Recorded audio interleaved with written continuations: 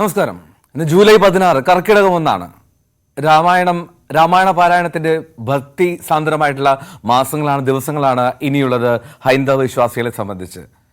പുണ്യമായിട്ടുള്ള രാമായണശീലികളുമായി പുലരികളും സന്ധ്യകളുമൊക്കെ ഭക്തിസാന്ദ്രമാകുമ്പോൾ അത് ക്ഷേത്ര ദർശനങ്ങളുടെയും ഒക്കെ ദിവസം കൂടിയാണ് ഈ കർക്കിടക മാസം. അത് പഞ്ഞമാസമാണ്, കള്ളക്കർക്കിടകം എന്നൊക്കെ വിശേഷിപ്പിക്കും. പക്ഷേ അതിനേക്കാളൊക്കെ ഉപരിയായി ഈ കർക്കിടകം എന്നാൽ ഈ ചിങ്ങത്തിന്റെ സമൃദ്ധിയെ ഏറ്റുവാങ്ങാനുള്ള ഭക്തി നിർഭരമായി നിൽക്കേണ്ട ഒരു ദിവസങ്ങളാണ് എന്നുള്ളതാണ് ഹൈന്ദവ വിശ്വാസം. അപ്പോൾ ഈ രാമായണ മാസത്തിൽ കർക്കിടകത്തിൽ ഭക്തിസാന്ദ്രമായി നിൽക്കുന്ന എല്ലാവർക്കും ആശംസകൾ നേരുന്നു.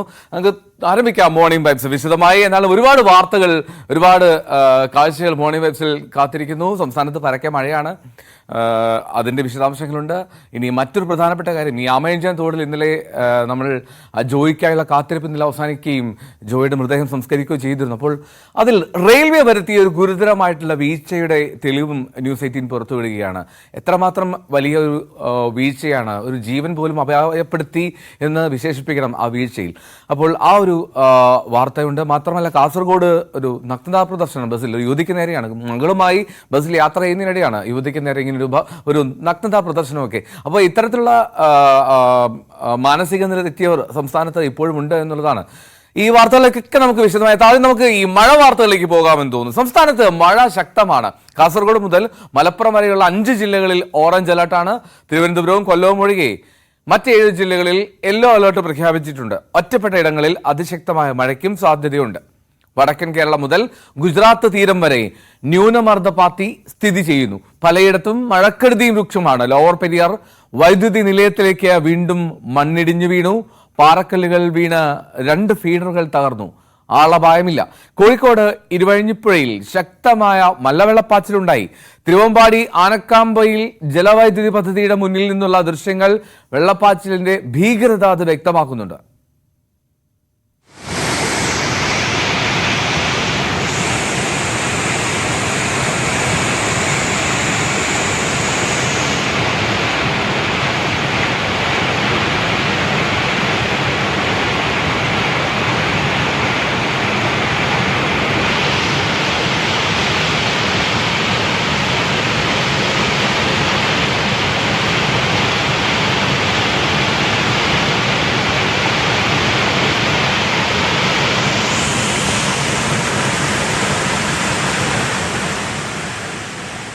പെരിയാറിൽ ജലനിരപ്പ് ഉയർന്നതോടുകൂടി ആലുവയിലെ ശിവക്ഷേത്രം മുങ്ങി. ഈ വർഷം ആദ്യമായിട്ടാണ് ശിവക്ഷേത്രത്തിൽ വെള്ളം കയറുന്നത്. കാസർഗോഡ് കാലവർഷക്കെടുതിയിൽ 2 വീടുകൾ തകർന്നു. മൊഗ്രാൽ വില്ലേജിലെ ചളിയങ്കോടും കയ്യൂർ ചീമേനി പഞ്ചായത്തിലെ ക്ലായിക്കോടുമാണ് വീടുകൾ തകർന്നത്. ആളപായമില്ല. മലയോര മേഖലകളിലും തീരദേശങ്ങളിലും ജാഗ്രതാ നിർദ്ദേശം നൽകിയിട്ടുണ്ട്. KV ബൈജു, പ്രിൻസ് ജെയിംസ്, ആജ്ഞ രവീന്ദ്രൻ എന്നിവർ നമ്മോടൊപ്പം ചേരും. ആദ്യം ഞാൻ കാസർഗോഡേക്ക് പോവുകയാണ്, KV ബൈജുവിലേക്ക്. ബൈജു, ഈ കാസർഗോഡ് പ്രത്യേകിച്ചും മലബാറിൽ ഇന്നലെ മുതൽ അതിശക്തമായിട്ടുള്ള മഴയുണ്ട്. പലയിടങ്ങളിലും നാശനഷ്ടങ്ങൾ റിപ്പോർട്ട് ചെയ്യുന്നുണ്ട്. ഇന്നിപ്പോൾ തന്നെ 2 വീടുകൾ തകർന്നിട്ടുണ്ടല്ലോ, മൊഗ്രാലിലും ഒപ്പം ചളിയങ്കോടും. മഴ ഇപ്പോഴും തുടരുകയാണ് അവിടെ.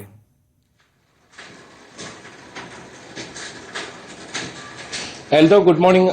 അതായത് കഴിഞ്ഞ 24 മണിക്കൂറിലധികമായി ശക്തമായ മഴയാണ് കണ്ണൂരും അതുപോലെ തന്നെ കാസർഗോഡ് ജില്ലയിലും പെയ്തുകൊണ്ടിരിക്കുന്നത്. ഇപ്പോൾ അല്പം മഴ കുറവുണ്ടെങ്കിലും മഴ ഏത് സമയത്തും ഉണ്ടാകും എന്ന ഒരു സാഹചര്യത്തിൽ തന്നെയാണ് കാലാവസ്ഥയുള്ളത്. ഏതായാലും അതിതീവ്ര മഴയാണ് ഇന്നും പ്രവചിച്ചിട്ടുള്ളത്. അതുകൊണ്ട് തന്നെ വലിയ മുന്നറിയിപ്പും നൽകിയിട്ടുണ്ട്.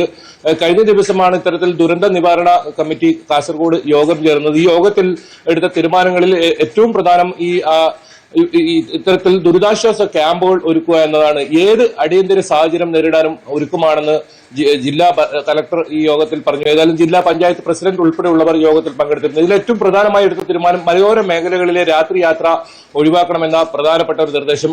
ഒപ്പം നമുക്കറിയാം കാസർഗോഡ് ജില്ലയിലെ ഏറ്റവും വിനോദസഞ്ചാര മേഖല, അതായത് ബേക്കൽ കോട്ട ഉൾപ്പെടെയുള്ള സ്ഥലങ്ങൾ സ്ഥിതി ചെയ്യുന്ന സ്ഥലമാണ്. ഈ പ്രദേശങ്ങളിൽ ഇന്നും വിലക്ക് തുടരും. അതായത് റാണിപുരം, ഒപ്പം ഈ അജാനൂറിൽ കൈറ്റ് ബീച്ചുണ്ട്. Kite beach Pallikkara beach, Chemberi beach തുടങ്ങിയ പ്രധാനപ്പെട്ട വിനോദസഞ്ചാര മേഖലകളെല്ലാം ഇന്നും അടച്ചിടാൻ നിർദ്ദേശം നൽകിയിട്ടുണ്ട്. അത്തരത്തിൽ വലിയ ജാഗ്രത ഏതായാലും ജില്ലാ ഭരണകൂടത്തിന്റെ ഭാഗത്തുനിന്നുണ്ട്. ഏറ്റവും പ്രധാനം മലയോര മേഖലകളിലാണ് വലിയ തോതിലുള്ള മണ്ണിടിച്ചിൽ, അതുപോലെ തന്നെ ഉരുൾപൊട്ടൽ സാധ്യതയുണ്ട് ഈ പ്രദേശങ്ങളിലൊക്കെ. ഈ പ്രദേശങ്ങളിൽ യാത്ര പരമാവധി ഒഴിവാക്കുക, രാത്രി യാത്ര പൂർണ്ണമായും ഒഴിവാക്കുക എന്നാണ് നിർദ്ദേശം നൽകിയിട്ടുള്ളത്. എന്തായാലും തുടക്കത്തിൽ സൂചിപ്പിച്ചതുപോലെ 2 വീടുകൾ തകർന്നിട്ടുണ്ട്. കനത്ത മഴയിൽ 2 വീടുകൾ തകർന്നിട്ടുണ്ട്. ചീമേനിയിലെ ക്ലായിക്കോടും ഒപ്പം മൊഗ്രാൽ പുത്തൂരിലെ ചളിയങ്കോടുമാണ് ഇത്തരത്തിൽ 2 വീടുകൾ തകർന്നത്. ഇതിൽ ഓടുമേഞ്ഞ വീടാണ് ചീമേനിയിലേത്. പൂർണ്ണമായും തകർന്ന സാഹചര്യം ഉണ്ടായി. കനത്ത മഴയിലാണ് സംഭവിച്ചത്. പക്ഷേ ആശ്വസിക്കാവുന്നത് ആളഭയമൊന്നും ഇല്ല എന്നത് തന്നെയാണ്. ഇവരെ ബന്ധുവീടുകളിലേക്ക് മാറ്റിയിട്ടുണ്ടെന്നും ജില്ലാ കളക്ടർ അറിയിച്ചിട്ടുണ്ട്. എന്തായാലും ഇത്തരത്തിൽ താലൂക്ക് അടിസ്ഥാനത്തിലും അതുപോലെ തന്നെ ജില്ലാ ആസ്ഥാനത്തും 24 മണിക്കൂറും പ്രവർത്തിക്കുന്ന കൺട്രോൾ റൂമും പ്രവർത്തനം ആരംഭിച്ചിട്ടുണ്ട്. ഏത് അടിയന്തര സമയത്തും ഈ കൺട്രോൾ റൂമുമായി ബന്ധപ്പെടാം. എല്ലാ വകുപ്പുകളോടും ജാഗ്രതയോടെ നിൽക്കാൻ ഈ യോഗത്തിൽ തീരുമാനിച്ചിട്ടുണ്ട്. ഇതിനൊപ്പം കൂട്ടി പറയേണ്ടതാണ് ഈ ദക്ഷിണ കന്നഡ മേഖല, അതായത് മംഗളൂരു ഉൾപ്പെടെയുള്ള പ്രദേശങ്ങൾ. നമുക്കറിയാം കേരളത്തിൽ നിന്നും നിരവധി ആളുകളാണ് ഈ മംഗളൂരു ഉൾപ്പെടെയുള്ള സ്ഥലങ്ങളിൽ നിത്യേന യാത്ര ചെയ്യുന്നത്. അതുകൊണ്ട് തന്നെ ആ പ്രദേശങ്ങളിൽ യാത്ര ചെയ്യുന്നവർ ഇന്ന് വളരെ ശ്രദ്ധിക്കുക. കാരണം അവിടെയും ശക്തമായ മഴയാണ്. ഈ പമ്പുവൽ സർക്കിൾ ദേശീയപാതയൊക്കെ ഇന്നലെ മണിക്കൂറുകളോളം ഇത്തരത്തിൽ ഗതാഗത തടസ്സം നേരിടുന്ന ഒരു സാഹചര്യം ഉണ്ടായിരുന്നു. അത്തരത്തിൽ വെള്ളം കയറിയ മിക്ക റോഡുകളും വെള്ളം കയറിയ ഒരു സാഹചര്യം തന്നെയാണ് ദക്ഷിണ കന്നഡ ജില്ലയിലുള്ളത്. പ്രത്യേകിച്ച് മംഗളൂരു നഗരത്തിൽ ഉൾപ്പെടെ ഗതാഗത തടസ്സം മണിക്കൂറുകളോളമാണ് ഇന്നലെ ഇത്തരത്തിൽ ഗതാഗത തടസ്സം ഉണ്ടായത്. എന്തായാലും ഇന്നും ശക്തമായ മഴയുണ്ടാകും. ഈ മംഗളൂരു ഭാഗത്തേക്ക് പോകുന്നവർ ഇന്ന് വലിയ ജാഗ്രത പാലിക്കണം. പ്രത്യേകിച്ച് മംഗളൂരുവിന്റെ തീരപ്രദേശങ്ങളിലൊക്കെ നല്ല ശക്തമായ അതിതീവ്ര മഴ സാധ്യത തന്നെയാണ് പ്രവചനം ഉള്ളത്. എന്തായാലും നിലവിൽ അനിഷ്ട സംഭവം ഈ 2 വീടുകൾ തകർന്നതല്ലാതെ മറ്റ് അനിഷ്ട സംഭവങ്ങളൊന്നും ഇതുവരെ റിപ്പോർട്ട് ചെയ്തിട്ടില്ല. ഇന്നും അതിതീവ്ര മഴ സാധ്യത തന്നെയാണ് മുന്നറിയിപ്പുള്ളത്. അതുകൊണ്ട് ഇന്നും അതീവ ജാഗ്രത ഉണ്ടാകണമെന്ന ജില്ലാ ഭരണകൂടം മുന്നറിയിപ്പ് നൽകുന്നുണ്ട്. എന്തായാലും ഞാൻ നേരത്തെ സൂചിപ്പിച്ചതുപോലെ തന്നെ മലയോര മേഖലകളിലുള്ളവർ അതീവ ജാഗ്രത പുലർത്തണം. അനാവശ്യ യാത്രകൾ ഈ മലയോര മേഖലകളിലേക്ക് പൂർണ്ണമായി ഒഴിവാക്കുക എന്നത് തന്നെയാണ് ഇതിൽ ഏറ്റവും പ്രധാനം. ഒപ്പം ശക്തമായ കാറ്റ്, ഇന്നലെ ശക്തമായ കാറ്റായിരുന്നു. ഈ കണ്ണൂരും കാസർഗോഡും മിക്കയിടങ്ങളിലും വൈദ്യുതി ബന്ധം പൂർണ്ണമായും നിലച്ചിട്ട് ദിവസങ്ങളായി. ഇന്നലെ മുതൽ വൈദ്യുതി നിലച്ചതാണ്. പല മേഖലകളിലും ഇതുവരെ വൈദ്യുതി പുനഃസ്ഥാപിക്കാനായിട്ടുള്ള പോസ്റ്റുകൾ, നിരവധി ഇലക്ട്രിക് പോസ്റ്റുകൾ നിലംപൊത്തുന്ന സാഹചര്യമുണ്ടായി. മരങ്ങൾ കടപുഴകി ഈ ഇലക്ട്രിക് പോസ്റ്റിന് ഇതിൽ വീഴുന്ന ഒരു സാഹചര്യമുണ്ടായി. അത്തരത്തിൽ വൈദ്യുതി ബന്ധം വലിയ തോതിൽ തകരാറിലായിട്ടുണ്ട് ഈ കണ്ണൂർ കാസർഗോഡ് ജില്ലകളിൽ. ഇന്ന് വൈകിട്ടോടുകൂടി ഇത് പുനഃസ്ഥാപിക്കാനാകുമെന്നാണ് KSEB അറിയിച്ചത്. അത്തരത്തിൽ അവരുടെ പ്രവർത്തനം നടക്കുന്നുണ്ട്. ഇന്നലെ രാത്രിയൊക്കെ പലയിടങ്ങളിലും ഇന്ന് പുലർച്ചെ വരെ വൈദ്യുതി ഇല്ല. ഏതായാലും ഇപ്പോൾ മഴ അല്പം ഒന്ന് ശമിച്ചിട്ടുണ്ടെന്ന് പറയാം. പക്ഷെ കനത്ത മഴ മുന്നറിയിപ്പ് തന്നെയാണ് ഇന്നും ഉള്ളത്. ഏതായാലും ഇന്നലെ ജില്ലാ കളക്ടർ കാസർഗോഡ് ജില്ലയിൽ അതുപോലെ തന്നെ കണ്ണൂരൊക്കെ വിദ്യാലയങ്ങൾക്ക് അവധി നൽകിയിരുന്നു. ഇന്ന് ഏതായാലും സ്കൂളുകൾ അവധിയാണ്. മുഹറം ആയതുകൊണ്ട് തന്നെ ഇന്ന് അവധിയാണ്. അതുകൊണ്ട് അത്തരത്തിലുള്ള നടപടികളില്ല. പക്ഷേ ഇന്ന് ജാഗ്രത പുലർത്തുക, അത്യാവശ്യത്തിന് മാത്രം പുറത്തിറങ്ങുക. കാരണം അത്രത്തോളം അതിതീവ്ര മഴ സാധ്യതയാണ്. അതായത് എല്ലാ പ്രദേശങ്ങളിലും, ജില്ലയിലെ എല്ലാ പ്രദേശങ്ങളിലും ഈ 24 മണിക്കൂർ തുടർച്ചയായി മഴ പെയ്യുന്ന ഒരു സാഹചര്യം തന്നെയാണ് ഉള്ളത്. അതുകൊണ്ട് തന്നെ ഇന്നും അത്തരത്തിൽ അതിതീവ്ര മഴ ഉണ്ടാകുമെന്ന ഒരു പ്രവചനമുണ്ട്. അതുകൊണ്ട് മുന്നറിയിപ്പുണ്ട്. ശക്തമായ മഴ സാധ്യത തന്നെയാണ് ഇന്നും ഉള്ളത്. റൈറ്റ്. ഞാൻ KU പേജിലേക്ക് മറ്റൊരു വാർത്തയിലേക്ക് കൂടി മടങ്ങിയെത്താൻ മുമ്പ് ഈ മഴയുടെ വിശദാംശങ്ങൾ നൽകാൻ പ്രിൻസ് ജെയിംസ് ഇടുക്കിയിൽ ചേർന്നൊരു പ്രിൻസ്, ഈ മൂന്നാർ ഗ്യാപ് റോഡിലൊക്കെ മരം വീണ് വലിയ തോതിൽ ഗതാഗത തടസ്സമുണ്ടായി എന്നുള്ള റിപ്പോർട്ടുകൾ വരുന്നുണ്ട്. മാത്രമല്ല എങ്ങനെയാണ് ഇടുക്കിയിലെ ഹൈറേഞ്ച് മേഖലകളിലൊക്കെ ഇപ്പോഴും മഴ തുടരുന്നുണ്ടോ? ഇങ്ങനെ നാശനഷ്ടങ്ങൾ റിപ്പോർട്ട് ചെയ്യുന്ന സാഹചര്യത്തിൽ അവിടെ എന്തെങ്കിലും സാഹചര്യങ്ങൾ ഒരുക്കിയിട്ടുണ്ടോ? ജനങ്ങൾക്ക് മാറി താമസിക്കുക അത്തരത്തിലുള്ള എന്തെങ്കിലുമൊക്കെ പരിപാടികളൊക്കെ ചെയ്തിട്ടുണ്ടോ അവിടെ? കഴിഞ്ഞ 2 ദിവസമായി കനത്ത മഴയാണ് ഇടുക്കിയിൽ പെയ്തുകൊണ്ടിരിക്കുന്നത്. പ്രത്യേകിച്ചും ഇന്നലെയൊക്കെ അതിശക്തമായ മഴ പകൽ സമയങ്ങളൊക്കെ പെയ്തിരുന്നു. നിലവിൽ നേരിയ തോതിൽ കുറവുണ്ട് എങ്കിൽ പോലും ഇടവിട്ട് മഴ ശക്തമാകുന്ന ഒരു സാഹചര്യം കൂടിയുണ്ട്. വിവിധ പ്രദേശങ്ങളിൽ ഇന്നലെ മണ്ണിടിച്ചിലുണ്ടാവുകയും ഒക്കെ മരങ്ങൾ റോഡിലേക്ക് ഒടിഞ്ഞു വീഴുകയും ചെയ്ത സാഹചര്യങ്ങളൊക്കെ ഉണ്ടായി. അടിമാലിയിൽ 2 ഭാഗങ്ങളിൽ മണ്ണിടിച്ചിലുണ്ടായി. കൊയ്ക്കക്കുടിയിലും ഒപ്പം ദേശീയപാതയോരത്ത് മണ്ണിടിച്ചിലുണ്ടായി. വലിയ നാശനഷ്ടങ്ങൾ ഉണ്ടാകാത്തൊരു സാഹചര്യമുണ്ട്. ഒപ്പം കട്ടപ്പുറ ചെറുതോടി പാതയിൽ കാഞ്ചാലിന് സമീപം റോഡിലേക്ക് മണ്ണിടിയുന്ന ഒരു സാഹചര്യം. മണിക്കൂറുകളോളം വാഹനങ്ങൾ കുടുക്കിക്കിടക്കുന്ന അവസ്ഥ ഉണ്ടായിരുന്നു. പ്രത്യേകിച്ചും ബസ്സുകളൊക്കെ തള്ളി നീക്കേണ്ട ഒരു സാഹചര്യമായിരുന്നു ഇന്നലെ കാഞ്ചാലിലുണ്ടായത്. അതോടൊപ്പം തന്നെ ഡബിൾ കട്ടിക്ക് സമീപം പാറക്കല്ലുകൾ റോഡിലേക്ക് വീണ അവസ്ഥയുണ്ടായി. അതോടൊപ്പം തന്നെ ഇപ്പോൾ ലോവർ പെരിയാർ ക്യാമ്പിലേക്ക് ലോവർ പെരിയാർ പവർ സ്റ്റേഷനിലേക്ക് മണ്ണിടിച്ചിൽ ഉണ്ടാകുകയും ഇവിടുത്തെ ഫീഡറുകൾക്ക് രണ്ട് ഫീഡറുകൾക്ക് കേടുപാടുകൾ സംഭവിക്കുകയും ചെയ്തിട്ടുണ്ട്. 2 ദിവസങ്ങളായി ഇവിടെ ഏകദേശം 1.5 കോടിയോളം രൂപയുടെ നാശനഷ്ടങ്ങളാണ് ഉണ്ടായിരിക്കുന്നത്. എന്തായാലും നിലവിൽ മഴയ്ക്ക് നേരിയ ശമനമുണ്ടെങ്കിൽ പോലും അതിശക്തമായ മഴ ഇന്നും പെയ്യുമെന്നൊരു സാഹചര്യം ഉണ്ടായതിനാൽ മണ്ണിടിച്ചിൽ ഭീതി ജില്ലയിൽ നിലനിൽക്കുകയാണ്. അതുകൊണ്ട് തന്നെ കഴിഞ്ഞ ദിവസങ്ങളിലൊക്കെ രാത്രികാല യാത്രാ നിരോധനം ഉണ്ടായിരുന്നു. അതുപോലെ ഇന്നും സമാനമായ സാഹചര്യങ്ങൾ ഉണ്ടാവും. ആവശ്യമെങ്കിൽ ആളുകളെ മാറ്റിപ്പാർപ്പിക്കാനുള്ള നടപടികൾ ജില്ലാ ഭരണകൂടം സ്വീകരിക്കുന്നുള്ള നടപടികൾ ആരംഭിച്ചിട്ടുണ്ട്.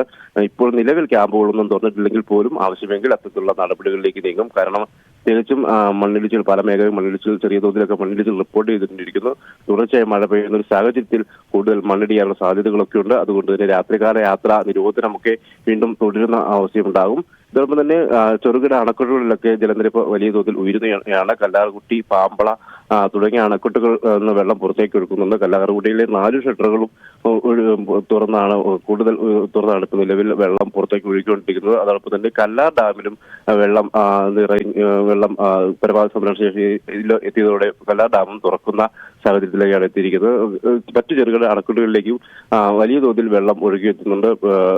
പൊന്മുടി, ഇരട്ടയാർ, ആനയിറങ്കൽ തുടങ്ങിയ ചെറുകിട അണക്കെട്ടുകളിലേക്ക് എല്ലാ വെള്ളം വലിയ തോതിൽ ഒഴുകിയെത്തുന്ന സാഹചര്യമുണ്ട്. അതുകൊണ്ട് തന്നെ ഇത്തരത്തിൽ ചെറുകിട ഡാമുകൾ അവർ മണിക്കൂറുകളിലൊക്കെ തുറക്കേണ്ട ഒരു അവസ്ഥയിലേക്ക് എത്തുമെന്ന് കരുതപ്പെടുന്നു. അതോടൊപ്പം തന്നെ ഇടുക്കി, മുല്ലപ്പെരിയാർ തുടങ്ങിയ പ്രധാന അണക്കെട്ടുകളിലെയും നീരൊഴുക്ക് ശക്തമായിട്ടുണ്ട്. വിനോദസഞ്ചാര കേന്ദ്രങ്ങളിലേക്ക് എത്തുന്നതിലൊക്കെ ഇപ്പോൾ നിലവിൽ നിയന്ത്രണങ്ങൾ ഏർപ്പെടുത്തിയില്ലെങ്കിൽ പോലും കാര്യമായ മുൻകരുതലുകൾ സ്വീകരിക്കണമെന്ന് ജില്ലാ ഭരണകൂടം നിർദ്ദേശിക്കുന്നുണ്ട്. പ്രത്യേകിച്ചും ജലാശയങ്ങളിലേക്ക് ഇറങ്ങുക, വെള്ളച്ചാട്ടങ്ങളിലേക്ക് സമീപത്തേക്കുള്ള വിനോദസഞ്ചാരങ്ങളുമൊക്കെ നിലവിൽ അത്തരത്തിലുള്ള ഇടപെടലുകൾ നടക്കത്തരുതെന്ന് ആവശ്യപ്പെടുന്നുണ്ട്. കാരണം ഇത്തരത്തിൽ ഉള്ള സംഭവങ്ങൾക്ക് വലിയ അപകടങ്ങൾക്ക് ഇടയാക്കുന്ന ഒരു സാധ്യത ഉള്ളത് കൊണ്ടുകൂടിയാണ് അത്തരത്തിലുള്ള മുൻകരുതലുകൾ സ്വീകരിക്കാൻ നിർദ്ദേശിക്കുന്നത്. എന്തായാലും മണ്ണിടിച്ചിൽ സാധ്യത ജില്ലയിൽ നിലനിൽക്കുന്ന വിവിധ റോഡുകളിൽ കഴിഞ്ഞ ദിവസങ്ങളിലൊക്കെ മണ്ണിടിച്ചിൽ ഉണ്ടാകുകയും റോഡിലേക്ക് മരം ഒടിഞ്ഞു വീഴുന്ന ഒരു അവസ്ഥയൊക്കെ ഉണ്ടായിട്ടുണ്ട്. അതുകൊണ്ട് തന്നെ യാത്രയിൽ കൂടുതൽ ജാഗ്രത പുലർത്തണമെന്നൊരു ആവശ്യവും ജില്ലാ ഭരണകൂടം മുൻപോട്ട് വയ്ക്കുന്നു. എൽദോ. റൈറ്റ്. ഇതിനിടെ കോഴിക്കോട് ഇരുവഴിഞ്ഞിപ്പുഴയിലും ശക്തമായിട്ടുള്ള മലവെള്ളപ്പാച്ചിലുണ്ടായി. പ്രദേശത്ത് താമസിക്കുന്നവർക്ക് ജാഗ്രതാ നിർദ്ദേശവും നൽകിയിട്ടുണ്ട്. ദൃശ്യങ്ങളാണത്. അതിശക്തമായിട്ടുള്ള ഒഴുക്കാണ് നമ്മൾ കാണുന്നത്. മുക്കത്ത് ആസാദ് അതിന് വിവരങ്ങൾ പങ്കുവയ്ക്കും. ആസാദ്, ഈ ദൃശ്യങ്ങളിൽ ആ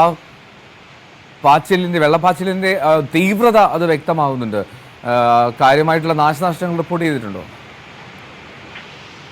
എന്തോ ഈ മലയോര മേഖലയിൽ ഇപ്പോഴും മഴ തുടരുകയാണ്. ഇതിന്റെ ഭാഗമായാണ് ശക്തമായ മലവെള്ളപ്പാച്ചിൽ കഴിഞ്ഞ ദിവസം ഉണ്ടായത്. കഴിഞ്ഞ ദിവസം രാത്രി 7 മണിയോട് കൂടി ഉണ്ടായ മലവെള്ളപ്പാച്ചിലിന്റെ ദൃശ്യമാണ് നമ്മളിപ്പോൾ കാണുന്നത്. മലയോരത്ത് ഇപ്പോഴും മൂടിക്കെട്ടിയ അവസ്ഥയാണ്. മഴ ശക്തമായിട്ടുണ്ട്. ഇരുവഴിഞ്ഞിപ്പുഴയിലും ചെറുപുഴയിലും ജലനിരപ്പ് പുഴ കവിഞ്ഞ് ഒഴുകാൻ തുടങ്ങിയിട്ടുണ്ട്. അതുപോലെ തന്നെ കഴിഞ്ഞ ദിവസം കൂടരഞ്ഞി കക്കാടംപൊയിൽ റോഡിൽ മണ്ണിടിഞ്ഞ് ഗതാഗതം തടസ്സപ്പെട്ടിരുന്നു. എന്നാൽ മണ്ണ് നീക്കി ഗതാഗതം ഇപ്പോൾ പുനഃസ്ഥാപിച്ചിട്ടുണ്ട്. ഇപ്പോഴും മൂടിക്കെട്ടിയ അന്തരീക്ഷമാണ് കോഴിക്കോടിന്റെ കിഴക്കൻ മലയോര മേഖലയിലുള്ളത്. ഇപ്പോൾ മഴ ഇനിയും തുടരുമെന്ന് തന്നെയാണ് നമുക്ക് ഇപ്പോഴും അറിയാൻ കഴിയുന്നത്. ഇരുവഴിഞ്ഞിപ്പുഴയുടെയും ചെറുപുഴയുടെയും തീരത്ത് താമസിക്കുന്ന ആളുകളോട് ജാഗ്രത പുലർത്താൻ ഫയർഫോഴ്സും തദ്ദേശ സ്വയംഭരണ സ്ഥാപനങ്ങളും നിർദ്ദേശം നൽകിയിട്ടുണ്ട്. റൈറ്റ്. എന്നാലും അവിടെ മലവെള്ളപ്പാച്ചിലുണ്ടായത് ഇന്നലെ രാത്രിയാണ്. ആ രാത്രിയുണ്ടായ ദൃശ്യങ്ങളാണ് കാണുന്നത്. രാത്രി 7 കൂടിയാണ് ഇത്ര ശക്തമായിട്ട് ആ മലവെള്ളപ്പാച്ചിലുണ്ടായതെന്നാണ് മനസ്സിലാക്കുന്നത്. എന്നാലും ജാഗ്രതാ നിർദ്ദേശമുണ്ട്. കൃത്യമായിട്ടുള്ള മുന്നൊരുക്കങ്ങൾ ഇവിടെ നടത്തിയിട്ടുണ്ട്. എന്നാലും കാര്യമായിട്ടുള്ള പ്രയാസങ്ങളൊന്നും റിപ്പോർട്ട് ചെയ്യപ്പെടുന്നില്ല. മുക്കത്തും നിന്ന് ആസാദാണ് വിവരങ്ങൾ നൽകിയത്. പത്തനംതിട്ടയിലും ഇനി പലയിടത്തും നാശനഷ്ടങ്ങൾ റിപ്പോർട്ട് ചെയ്യപ്പെടുന്നു. പത്തനംതിട്ട പന്തളത്ത് ശക്തമായ കാറ്റിലും മഴയിലും ആണ് നാശനഷ്ടം ഉണ്ടായത്. പന്തളം യക്ഷിവിളക്കാവിന് സമീപം കാറ്റിൽ 10-ലധികം പോസ്റ്റുകൾ ഒടിഞ്ഞു വീണു. നിരവധി മരങ്ങളും വീണു. പമ്പാനദിയിൽ ജലനിരപ്പ് ഉയർന്നു. ഇതേ തുടർന്ന് അരയാഞ്ഞിലി ക്രോസ് വേയിൽ വെള്ളം കയറി. പ്രദേശത്ത് നിരവധി കുടുംബങ്ങൾ ഒറ്റപ്പെട്ട സാഹചര്യവുമുണ്ട്. ശശിനാരായണൻ ചേരുന്ന വിവരങ്ങളുമായി പത്തനംതിട്ടയിൽ നിന്ന്. ശശി, ഇന്നലെ തന്നെ ശശി റിപ്പോർട്ട് ചെയ്തതാണ് ഈ അരയാഞ്ഞിലി ക്രോസ് വേയിൽ വെള്ളം കയറിയതും നിരവധി കുടുംബങ്ങൾ ഒറ്റപ്പെട്ട സാഹചര്യവുമൊക്കെ. എന്താണ് ഇപ്പോൾ അവിടെ നിന്ന് ലഭ്യമാകുന്ന വിവരം? ഇന്നലെ 4 മണിക്ക് പെയ്ത കനത്ത മഴയിൽ വലിയ നാശനഷ്ടങ്ങൾ പത്തനംതിട്ട ജില്ലയിലുണ്ടായിട്ടുണ്ട്. അത് പ്രധാനമായും പന്തളം ഭാഗങ്ങളിലാണ് വീശിയടിച്ച കാറ്റിലും അതുപോലെ തന്നെ മഴയിലും 10ഓളം ഇലക്ട്രിക് പോസ്റ്റുകൾ നിലംപതിക്കുകയും നിരവധി മരങ്ങൾ കടപുഴി വീഴുകയും ചെയ്തു. റോഡുകളിലെ ഗതാഗതം തടസ്സപ്പെട്ടു. 2 വീടുകൾക്ക് പന്തളത്തെ ഭാഗികമായി കേടുപാടുകൾ സംഭവിച്ചു. ഇലക്ട്രിക് ബന്ധം, അതായത് വൈദ്യുതി ബന്ധം ഈ പ്രദേശങ്ങളിൽ ഭാഗികമായി തടസ്സപ്പെട്ട നിലയിലാണ്. ഇന്നലെ രാത്രിയും അതുപോലെ തന്നെ ഈ നേരം ഇപ്പോൾ പുലർച്ചെ വരെയും സമാനമായ രീതിയിൽ തന്നെ ഇത്തരത്തിലൊരു ദുരിതം ഈ പ്രദേശവാസികൾ, ഇവിടുത്തെ പന്തളം, മുട്ടാർ മേഖല, അടൂർ, അതുപോലെ തന്നെ ജില്ലയുടെ കിഴക്കൻ മലയോര മേഖലയായ സീതത്തോട് തുടങ്ങിയ മേഖലകളിലെല്ലാം ഇത്തരം ഒരു മഴയുടെ ഭാഗമായുള്ള അനിഷ്ട സംഭവങ്ങൾ ഉണ്ടായിട്ടുണ്ട്. അത് വലിയ നാശനഷ്ടം ഉണ്ടായിട്ടുണ്ട്. കാരണം മരങ്ങൾ ഒഴിയുകയും അത്തരത്തിൽ വലിയ ബുദ്ധിമുട്ടുകൾ പ്രദേശവാസികൾ അനുഭവിക്കുന്നുണ്ട്. അടൂര് ഫയർഫോഴ്സിന്റെയൊക്കെ നേതൃത്വത്തിലാണ് അടൂരിലെ ഗതാഗതം പുനഃസ്ഥാപിക്കുകയും മരങ്ങൾ റോഡിലേക്ക് വീണ മരങ്ങൾ മുറിച്ചു മാറ്റുകയും പിന്നീട് ഗതാഗതം പുനഃസ്ഥാപിക്കുകയും ചെയ്തു. പക്ഷേ പന്തളത്താണ് ഏറ്റവും കൂടുതൽ നാശനഷ്ടങ്ങൾ. ഇന്നലെ 4 മണിക്കുണ്ടായ വീശിയടിച്ച ചുഴലിക്കാറ്റിലോടുകൂടി ഈ ഇലക്ട്രിക് പോസ്റ്റുകൾ നിലംപതിച്ചതോടുകൂടി ഈ പ്രദേശത്തേക്കുള്ള നാശനഷ്ടങ്ങൾ ഏറെ ഉണ്ടായിട്ടുള്ളത്. വലിയ മരങ്ങൾ കടപുഴകി വീണ നാശനഷ്ടം ഉണ്ടായിട്ടുണ്ട്. എന്തായാലും യക്ഷിവിളക്കാവ്, പന്തളം യക്ഷിവിളക്കാവില് 2 വീടുകൾക്കാണ് നാശനഷ്ടങ്ങളുള്ളത്. വലിയ ഈട്ടിമരം കടപുഴകി വീണ് ഈ വീടുകൾ രണ്ടും ഭാഗികമായി തകർന്ന സ്ഥിതിയിലാണ്. അതുപോലെ തന്നെ റാന്നി അരയാഞ്ചിലിമനിൽ വലിയ ശക്തമായ പമ്പാ നദിയിൽ ജലനിരപ്പ് ഉയർന്നുകൂടി റാന്നി അരയാഞ്ചിലിമനിൽ കോസ്റ്റുവേയിൽ വെള്ളം കയറിയ അവസ്ഥയുണ്ട്. കാരണം ഇവിടെ 250ഓളം കുടുംബങ്ങൾ ഒറ്റപ്പെട്ട ഒരവസ്ഥ ഇന്നലെ വൈകിട്ട് ഉണ്ടായിരുന്നു. പക്ഷെ ഇപ്പോൾ മഴയ്ക്ക് നേരിയ ശമനമുണ്ട്. പക്ഷെ വരും മണിക്കൂറുകളിൽ മഴ ശക്തമാകും എന്ന കാലാവസ്ഥാ മുന്നറിയിപ്പിന്റെ ഒരു മുന്നറിയിപ്പ് കൂടിയുണ്ട്.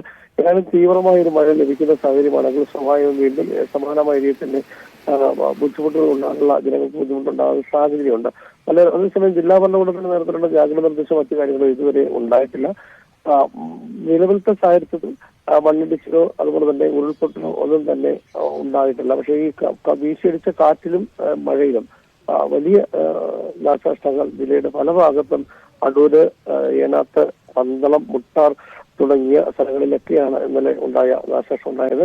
ഈ റാന്നി മേഖലകളിലും കാറ്റ് വീണ് മരങ്ങൾ മലയോര മേഖലക്കുള്ള റോഡിലേക്കുള്ള ഗതാഗതം തടസ്സപ്പെട്ട ഒരു സാഹചര്യം ഇന്നലെ ഉണ്ടായിട്ടുണ്ട്. വാഹനങ്ങൾ രാത്രികാലങ്ങളിൽ പോകുന്ന പലരും വഴിയിൽ അകപ്പെട്ട ഒരു സാഹചര്യം കൂടി ഇന്നലെ രാത്രി ഉണ്ടായിരുന്നു. എന്തായാലും ഇന്നലെ വൈകിട്ട് 4 മണിക്ക് പെയ്ത മഴ പുലർച്ചെ വരെ തുടർച്ചയുണ്ടായിരുന്നു. പക്ഷെ ഇപ്പോൾ അല്പം മഴയ്ക്ക് ശമനമുണ്ട്. എന്തോ ശരി. അപ്പോൾ പത്തനംതിട്ടയിൽ മഴയ്ക്ക് നേരിയ ശമനമുണ്ട് എന്നാണ് പത്തനംതിട്ടയിൽ നിന്ന് ശശിനാരായണൻ പറയുന്നത്. എന്നാൽ പന്തളത്തൊക്കെ വ്യാപകമായിട്ടുള്ള നാശനഷ്ടങ്ങൾ റിപ്പോർട്ട് ചെയ്തിരുന്നു. അവിടെ അരയാഞ്ഞിലിയിൽ വെള്ളം കയറി കുറേ കുടുംബങ്ങൾ ഒറ്റപ്പെട്ടു പോകുന്ന സാഹചര്യമൊക്കെ ഉണ്ടായിട്ടുണ്ടെങ്കിലും അതൊക്കെ കാര്യമായിട്ട് മുൻകരുതലുകൾ സ്വീകരിച്ചിട്ടുണ്ടെന്നാണ് മനസ്സിലാക്കാൻ കഴിയുന്നത്. എന്തായാലും പലയിടത്തും വെള്ളപ്പൊക്കം രൂക്ഷമാണ്, വെള്ളക്കെട്ടുകളുണ്ട്. ഇങ്ങനത്തെ സാഹചര്യമൊക്കെ നിലനിൽക്കുന്നു.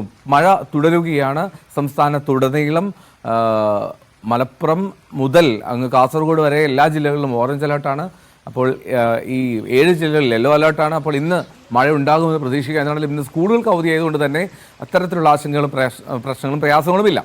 ഇനി ഇടുക്കിയിൽ മഴ ശക്തമാകാൻ സാധ്യതയുണ്ട് എന്നാണ് ജില്ലാ കളക്ടർ വ്യക്തമാക്കുന്നത്. ദുരന്ത നിവാരണ സേനയുടെ ഒരു സംഘം ജില്ലാ ആസ്ഥാനത്ത് ക്യാമ്പ് ചെയ്യുന്നുണ്ടെന്ന് കളക്ടർ അറിയിച്ചു. മുന്നൊരുക്കത്തിന് അധികൃതർക്ക് നിർദ്ദേശം നൽകിയെന്നും കളക്ടർ പറഞ്ഞു.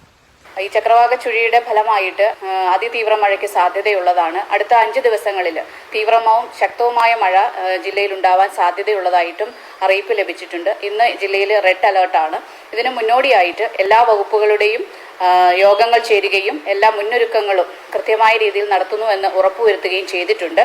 അതുപോലെ തന്നെ ഇന്നത്തെ റെഡ് അലേർട്ടുമായിട്ട് ബന്ധപ്പെട്ട് എല്ലാ വകുപ്പുകൾക്കും ഉള്ള നിർദ്ദേശങ്ങൾ ഇതിനോടകം നൽകിക്കഴിഞ്ഞു. എല്ലാ താലൂക്കുകളിലും കൺട്രോൾ റൂം സജ്ജീകരിച്ചിട്ടുണ്ട്. എല്ലാ വില്ലേജ് ഓഫീസർമാരും അതാത് സ്റ്റേഷനിൽ തന്നെ ക്യാമ്പ് ചെയ്യണമെന്ന് നിർബന്ധിച്ചിട്ടുണ്ട്. അതുപോലെ എല്ലാ തദ്ദേശ സ്ഥാപനങ്ങളിലും ആവശ്യമായ മുന്നൊരുക്കങ്ങൾ നടത്തിയിട്ടുണ്ട്. ജില്ലാ കൺട്രോൾ റൂം ഇതിനോടകം തന്നെ പ്രവർത്തനക്ഷമമാക്കിയിട്ടുണ്ട്. NDRFന്റെ ഒരു ടീം ജില്ലയിൽ ക്യാമ്പ് ചെയ്യുന്നുണ്ട്. പൈനാവ് കേന്ദ്രമാക്കി ക്യാമ്പ് ചെയ്യുന്നുണ്ട്. രാത്രിയിൽ യാത്ര ചെയ്യുന്നവർ എത്രയും സൂക്ഷിച്ച് തന്നെ വാഹനങ്ങൾ ഓടിക്കാൻ ഒരു നിയന്ത്രണം ത്തോടുകൂടി വാഹനം ഓടിക്കാനായിട്ടുള്ള ഒരു അഭ്യർത്ഥനയുണ്ട്. അതുപോലെ നമ്മൾ ടൂറിസം കേന്ദ്രങ്ങൾ, അതുപോലെ മലയോര പ്രദേശങ്ങൾ, ഇതിലൊക്കെ ഉള്ള ഒരു നിയന്ത്രണവും ശ്രദ്ധയും എല്ലാവരുടെയും ഭാഗത്തുനിന്ന് ഉണ്ടാവണം. ജാഗ്രതാ നിർദ്ദേശം നൽകുകയായിരുന്നു നമ്മുടെ കളക്ടർ. പ്രത്യേകിച്ചും ഇടുക്കിയിൽ അവിടെ രാത്രി യാത്ര അത് നിരോധിച്ചിരുന്നു ഇന്നലെ. പക്ഷേ വളരെ കെയർഫുള്ളായി തന്നെ യാത്ര ചെയ്യുക എന്നുള്ളതാണ് കളക്ടർ അറിയിക്കുന്നത്. മറ്റൊരു പ്രധാനപ്പെട്ട വാർത്ത, ആമേനെഞ്ചാൻ അപകടത്തിൽ റെയിൽവേയുടെ വീഴ്ച വെളിവാക്കുന്ന തെളിവ് പുറത്ത്. തോട് വൃത്തിയാക്കണമെന്ന ജില്ലാ കളക്ടറുടെ ഉത്തരവ് റെയിൽവേ അവഗണിച്ചു. മെയ് 29-നാണ് റെയിൽവേ ടണലിൽ കെട്ടിക്കിടക്കുന്ന മാലിന്യങ്ങൾ അത് നീക്കം ചെയ്യാൻ റെയിൽവേയുടെ കളക്ടർ ഉത്തരവിട്ടത്. ജില്ലാ ദുരന്ത നിവാരണ അതോറിറ്റി യോഗത്തിന്റെ തീരുമാനത്തിന്റെ ഭാഗമായിട്ടായിരുന്നു ഈ ഉത്തരവിന്റെ പകർപ്പ് ന്യൂസ് 18 ലഭിച്ചു. വി വിനോദ് വിവരങ്ങളുമായി ചേരുകയാണ്. വിനോദ്, ജോയിയുടെ മരണം, അദ്ദേഹത്തിന്റെ വിയോഗം, ആ അപകടം, ആ ദുരന്തത്തിന്റെ ഞെട്ടലിൽ നിന്ന് കേരളം മുക്തരായിട്ടില്ല. ആ സാഹചര്യത്തിൽ ഇത്തരത്തിലൊരു വലിയ വീഴ്ചയുടെ വാർത്ത വിനോദ് റിപ്പോർട്ട് ചെയ്യുമ്പോൾ നമ്മൾ അറിയാതെയെങ്കിലും ഓർത്തു പോകുന്നു, ഈ വീഴ്ച റെയിൽവേ വരുത്തിയില്ലായിരുന്നുവെങ്കിൽ ജോയ് ഇപ്പോഴും ഉണ്ടാകുമായിരുന്നു എന്ന്.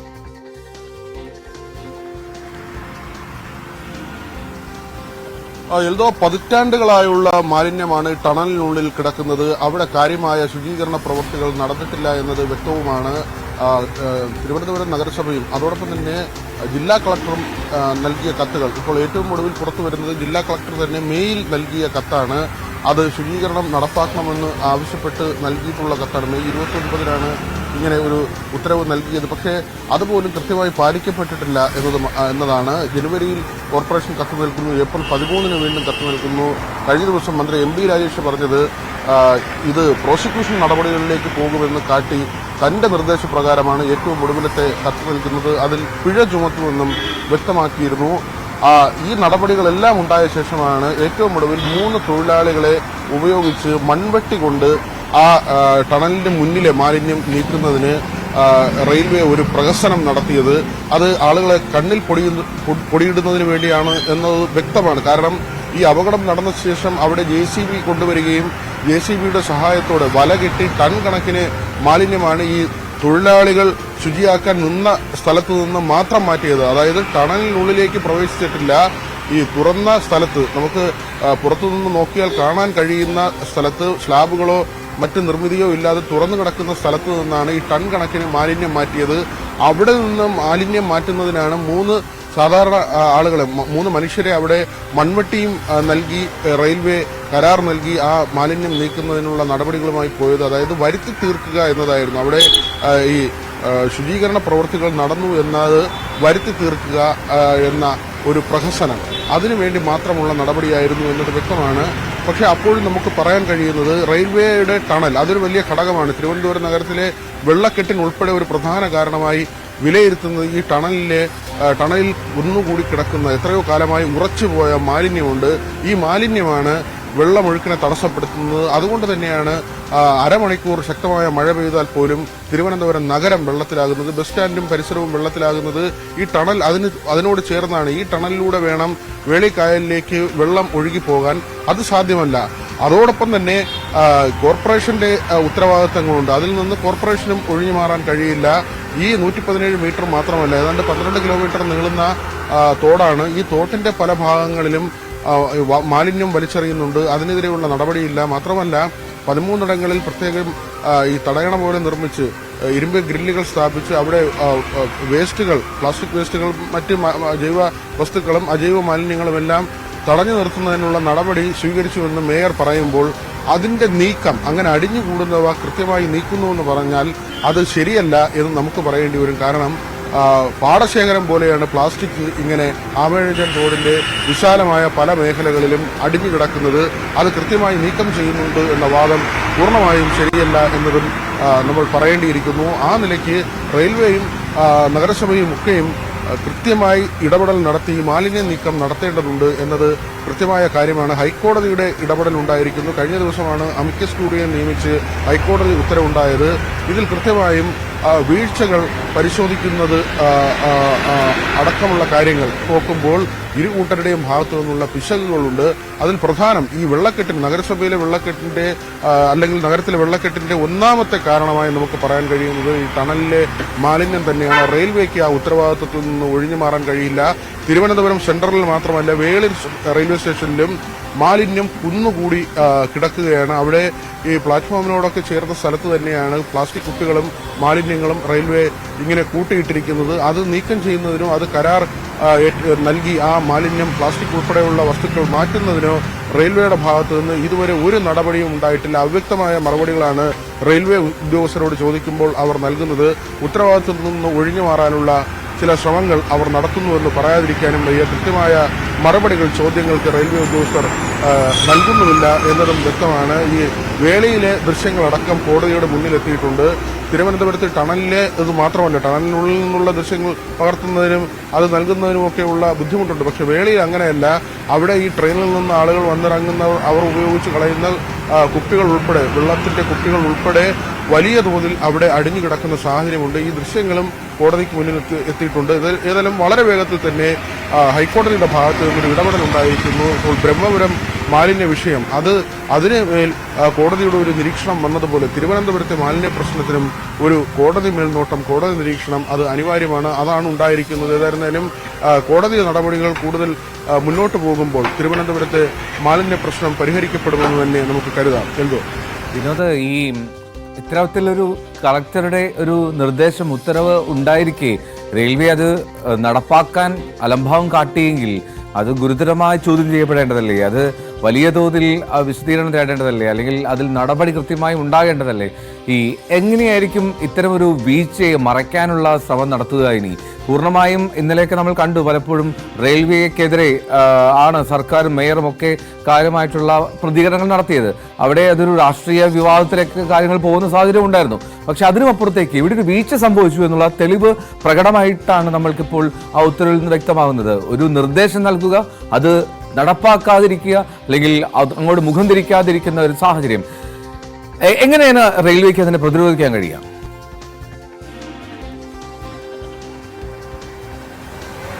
എന്തോ ഇക്കാര്യത്തിൽ റെയിൽവേക്ക് ഒഴിഞ്ഞു മാറാൻ കഴിയില്ല. കാരണം ഈ മാലിന്യത്തിന്റെ അവസ്ഥ പരിശോധിച്ചാൽ, ടണലിലെ മാലിന്യത്തിന്റെ അവസ്ഥ ഈ അമിക്കസ് ക്യൂറി ഏതെങ്കിലും ഒരു സാങ്കേതിക സംവിധാനത്തെ ഉപയോഗിച്ച്, അല്ലെങ്കിൽ അങ്ങനെ ഒരു വിദഗ്ധ സംഘത്തെ ഉപയോഗിച്ച് ഇപ്പോൾ ഈ ടണലിലെ മാലിന്യത്തിന്റെ അവസ്ഥ എന്ത് എന്ന് പരിശോധിച്ചാൽ തന്നെ റെയിൽവേ കുടുങ്ങുമെന്നത് ഉറപ്പാണ്. കാരണം എത്രയോ പതിറ്റാണ്ടുകളായി ഇതിനുള്ളിൽ കടന്നുകൂടിയ മാലിന്യങ്ങൾ അത് പല സ്ഥലത്തും ഉറച്ചുപോയി ബെഡ് പോലെ മാലിന്യം വലിയൊരു ബെഡ് പോലെ അതിങ്ങനെ നിറഞ്ഞു നിൽക്കുന്നു. അതിനുള്ളിലൂടെ സഞ്ചരിക്കാൻ പറ്റുന്നില്ല. ഏതാണ്ട് ഇനിയും 40 മീറ്ററിലധികം അതിനുള്ളിൽ സഞ്ചരിക്കാൻ പറ്റാത്ത നിലയിലാണ്. കാരണം NDRF-ഉം അഗ്നിശമന സേനാംഗങ്ങളും ഒക്കെയും ഇണഞ്ഞ് പരിശ്രമിച്ചിട്ടും അതിന് ഉള്ളിലേക്ക് കയറാൻ പറ്റുന്നില്ല. അവിടേക്കാണ് നേവിയുടെ ഉദ്യോഗസ്ഥർ, 6 അംഗ നേവിയുടെ സംഘം കൊച്ചിയിൽ നിന്ന് തിരുവനന്തപുരത്ത് എത്തിയത്. ഈ NDRF-ഉം അഗ്നിശമന സേനയും തോറ്റു പിന്മാറിയ സ്ഥലത്താണ്. തോറ്റു പിന്മാറുക എന്നൊരു വാക്ക് നമ്മൾ പ്രയോഗിക്കുന്നത് ശരിയല്ല എന്നുകൂടി തോന്നുന്നു. കാരണം അവർ അവരുടെ പരമാവധി പരിശ്രമം നടത്തി. റെയിൽവേയുടെ പിടിപ്പുകേട് കാരണം ഇതിനുള്ളിൽ മനുഷ്യന് അത് എത്ര ശ്രമിച്ചാലും അതിനുള്ളിലേക്ക് കയറാൻ പറ്റാത്ത തരത്തിലേക്ക് അവിടെ മാലിന്യം അടിഞ്ഞുകൂടുകയും ആളുകൾക്ക് അല്ലെങ്കിൽ രക്ഷാപ്രവർത്തകർക്ക് അതിനുള്ളിലേക്ക് പോകാൻ കഴിയാത്ത സാഹചര്യം ഉണ്ടാവുകയും ചെയ്തു. ഏതായിരുന്നാലും ഈ നേവിയുടെ ഉദ്യോഗസ്ഥർ വന്നാൽ ഒരുപക്ഷെ ഇന്ത്യൻ സൈന്യം, നമ്മൾ ആലോചിക്കേണ്ടത് തിരുവനന്തപുരത്തെ ഒരു ടണലിലെ ഒരു ഒഴുകി പോകുന്ന ആമഴഞ്ചാൻ തോട്ടിലെ ഒരു തോട്ടിലെ മാലിന്യത്തിൽ തിരച്ചിൽ നടത്തുന്നതിന് ഇന്ത്യൻ സൈന്യം വരേണ്ടി വരുന്നു എന്ന ഏറ്റവും ഒരു ഗുരുതരമായ സ്ഥിതി. ഇവിടെയുള്ള സംവിധാനങ്ങൾക്ക് അതിനുള്ളിൽ കയറാൻ പോലും കഴിയാത്ത വിധം മാലിന്യം നിറഞ്ഞിരിക്കുന്നു. അവിടേക്ക് സൈന്യം വരേണ്ടി വരുന്നു. ഒരു വലിയൊരു ഓടയ്ക്കുള്ളിൽ തിരച്ചിൽ നടത്താൻ സൈന്യം വരേണ്ട അവസ്ഥയിലേക്ക് എത്തുന്നു. കാരണം അവിടെ നിന്ന് മാലിന്യം നീക്കം ചെയ്യാത്തതാണ് ഇതിന് കാരണം. വലിയ റിഫൈനറിയോ അല്ലെങ്കിൽ ആ തരത്തിലുള്ള തുരങ്കങ്ങളോ അങ്ങനെയുള്ള ഒരു സംവിധാനമല്ല. ഒരു വെള്ളം ഒഴുകിപ്പോകുന്ന സ്ഥലമാണ്. ആ സ്ഥലത്ത് 5.5 അടി പൊക്കം വരെ വെള്ളം നിൽക്കുന്ന സ്ഥലമുണ്ട്. അതിലൂടെ നീന്തി പോകാൻ പറ്റുന്ന സ്ഥലങ്ങളുണ്ട്. അതിനപ്പുറത്തേക്ക് ചില സ്ഥലങ്ങളിൽ ചെല്ലുമ്പോൾ ഇതിങ്ങനെ മാലിന്യം ഉറച്ചു പോകുന്നു. കിടക്കകൾ വരെ ഇതിനകത്തേക്ക് വലിച്ചെറിയപ്പെട്ടിരിക്കുന്നു. ഇതെല്ലാം എവിടെ നിന്ന് വരുന്നു, ആരിടുന്നു, ഈ കമ്പിവേലി കെട്ടിയതുകൊണ്ട് ഇതിന് പരിഹാരമായോ തുടങ്ങി ഒട്ടനവധി ചോദ്യങ്ങൾ ഒട്ടനവധി ചോദ്യങ്ങൾക്ക് ഉത്തരം നൽകേണ്ടി വരും ഉറപ്പായും. അത് വിനോദ് സൂചിപ്പിച്ചതുപോലെ അങ്ങനെ വെറുതെ ഒന്നും പറയാതെ ഒഴിഞ്ഞു മാറാൻ കഴിയില്ല റെയിൽവേക്ക് എന്നുള്ളതാണ് ഏറ്റവും പ്രധാനപ്പെട്ട കാര്യം. ഇനി നമ്മൾ ആ ആമഴഞ്ചാൻ തോടിലെ മാലിന്യത്തിന്റെ രൂക്ഷമായിട്ടുള്ള അവസ്ഥ നമ്മൾ കണ്ടതാണ്. ഇനി അതിന് മറ്റൊരു ദൃശ്യത്തിലേക്കാണ് പോകുന്നത്. ഈ ഓപ്പറേഷൻ അനന്തയിൽ തമ്പാനൂരിലെ റെയിൽവേ ടണലിനുള്ളിൽ മണ്ണുമാന്തി യന്ത്രം കടത്തിയ ദൃശ്യങ്ങളുണ്ട്. അത് ന്യൂസ് 18 ലഭിച്ചു. ഈ ടണലിൽ വീണാണ് ജോയി മരിക്കുന്നത്. ആ ദൃശ്യങ്ങൾ കാണുക. ആ ടണലിൽ മണ്ണുമാന്തി യന്ത്രം കയറ്റിയപ്പോൾ ഉണ്ടാകുന്ന ഒരു സാഹചര്യം എത്രമാത്രം രൂക്ഷമാണ്, എത്രമാത്രം മലിനമാണ് അവിടുത്തെ അവസ്ഥ എന്ന് നോക്കുക. അതിന്റെ അറ്റത്തേക്ക് ചെല്ലുമ്പോഴാണ് കൂടുതൽ തീവ്രത പ്രകടമാകും. ദൃശ്യങ്ങൾ കാണാം.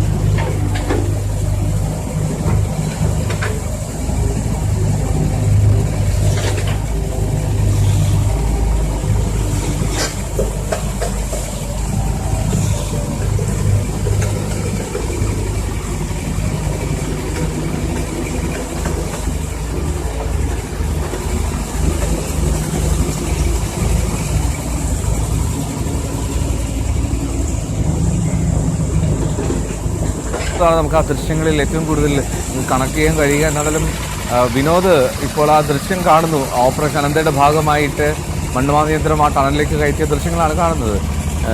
അതേറെക്കുറെ ഒഴുക്കിനെ വീണ്ടും സ്ഥാപിച്ച ശേഷമുള്ള ദൃശ്യങ്ങളാണെന്ന് തോന്നുന്നു. എന്താണെങ്കിലും ആ ടണലിലാണല്ലോ ജോയി വീഴുകയും പിന്നീട് ദിവസങ്ങൾ നീണ്ട തെരച്ചിലിനൊടുവിൽ മൃതദേഹം കണ്ടെത്തുന്ന സാഹചര്യമൊക്കെ ഉണ്ടായത്. അപ്പോൾ വിനോദ്, ഈ ടണലിൽ അവിടെയാണോ ഈ കൂടുതലും ഈ മാലിന്യം കെട്ടിക്കിടക്കുന്ന സാഹചര്യം ഉണ്ടാകാറ്, അതോ ഈ ടണലിലും അപ്പുറം മാലിന്യം നിറഞ്ഞു നിൽക്കുന്ന സാഹചര്യമാണോ എല്ലാ സമയത്തും ഉണ്ടാവുക?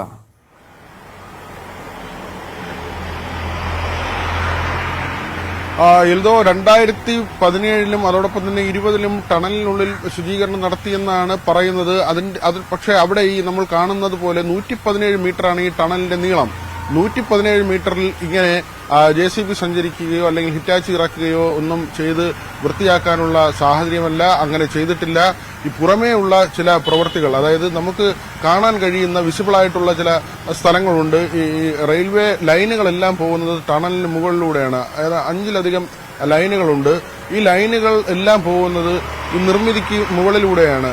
അങ്ങനെ ഇത്രയും ദൂരം 117 മീറ്റർ ഇപ്പോൾ തന്നെ ഈ യന്ത്രം കടത്തിവിട്ടു എന്ന് പറയുമ്പോൾ സാധാരണ രക്ഷാപ്രവർത്തകർക്ക് 40 മീറ്ററിലധികം, ഏതാണ്ട് 50 മീറ്ററോളം ചെന്നെത്താൻ പറ്റാത്ത സ്ഥലമുണ്ട്. പവർ ഹൌസ് റോഡും കഴിഞ്ഞാണ്, നമുക്കറിയാം, ഈ തിരുവനന്തപുരം അറിയാവുന്ന വ്യക്തികൾക്ക് മനസ്സിലാകും. നമ്മൾ തമ്പാനൂർ ബസ് സ്റ്റാൻഡിനടുത്ത് സമീപത്തു നിന്ന് തുടങ്ങുന്ന ടണൽ അത് സഞ്ചരിച്ച് ഈ റെയിൽവേ ട്രാക്കുകൾക്കടിയിലൂടെ പോയി പിറകിലത്തെ റെയിൽവേയുടെ നിർമ്മിതിയുണ്ട്. ടിക്കറ്റ് എടുക്കാൻ നമ്മൾ പവർ ഹൌസ് റോഡിന്റെ ആ ഭാഗത്തുകൂടി പ്രവേശിക്കുന്ന സ്ഥലമുണ്ട്. അതിനും അടിയിലൂടെ പോയി ആ തകരപ്പറമ്പ് മേൽപ്പാലമുണ്ട്. ആ മേൽപ്പാലത്തിനും അടിയിലൂടെയാണ് വീണ്ടും സഞ്ചരിക്കുന്നത്. എന്നിട്ടാണ് പഴവങ്ങാടി ഭാഗത്ത് ഇത് ഓപ്പണായി വരുന്നത്. നമുക്ക് കാണാൻ പറ്റുന്ന തരത്തിൽ ആമേഴഞ്ചൻ തോട് ഒഴുകിപ്പോകുന്നത് വീണ്ടും നമുക്ക് കാണാൻ കഴിയുന്നത് ഏതാ പഴവങ്ങാടി ഭാഗത്തേക്ക് തകരപ്പറമ്പ് കഴിഞ്ഞ് പിന്നെ പഴവങ്ങാടിയിലേക്കുള്ള റോഡുണ്ട്. ആ റോഡ് തുടങ്ങുന്ന ഭാഗത്ത് നിന്നാണ് നമുക്ക് വീണ്ടും കാണാൻ പറ്റുന്നത്. അതായത് ഈ 117 മീറ്റർ എന്ന് പറയുന്നത് തന്നെ 2 ഭാഗമാണ്. ആദ്യം 2 വശത്തു നിന്നുള്ള പരിശോധന നടത്തുന്നു. ഇടയ്ക്കൊരു മാൻഹോളുണ്ട്. ആ മാൻഹോളിൽ ഇറങ്ങി പരിശോധന നടത്തുന്നു.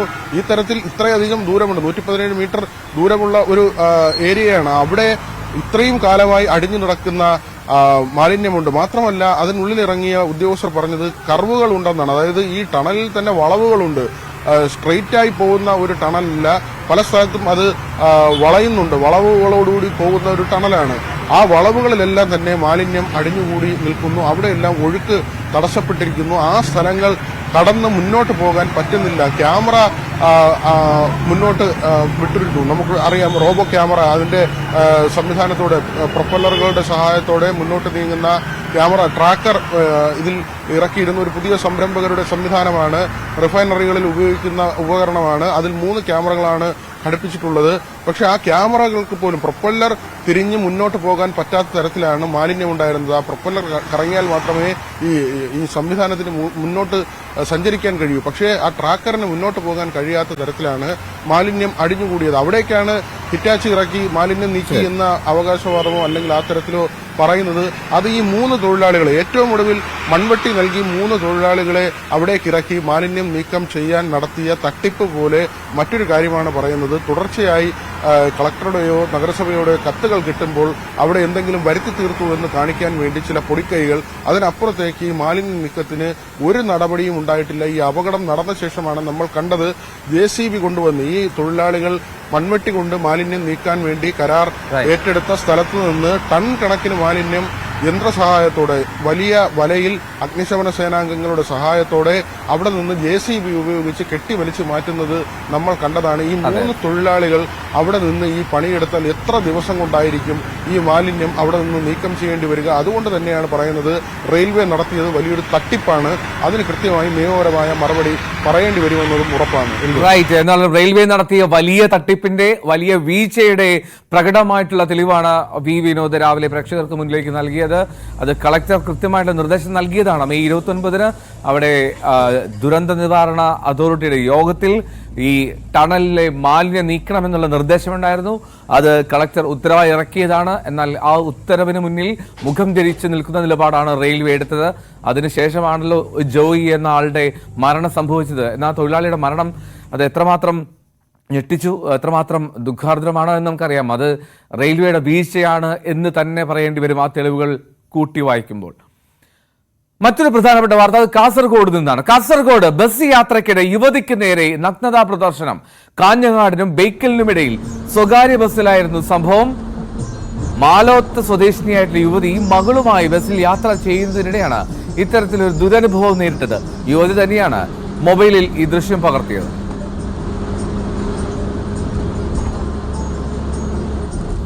KV ബൈജു ചേരുന്നു കാസർഗോഡ് നിന്ന്. ബൈജു, ഇയാളുടെ മുഖം കാണാമല്ലോ കൃത്യമായി. അപ്പോൾ യുവതി പരാതി നൽകുകയോ പോലീസ് കേസ് രജിസ്റ്റർ ചെയ്യുകയോ എന്തെങ്കിലും ചെയ്തിട്ടുണ്ടോ? ഇയാളെ പിടികൂടാൻ കഴിഞ്ഞിട്ടുണ്ടോ? തിരിച്ചറിയാൻ കഴിഞ്ഞിട്ടുണ്ടോ?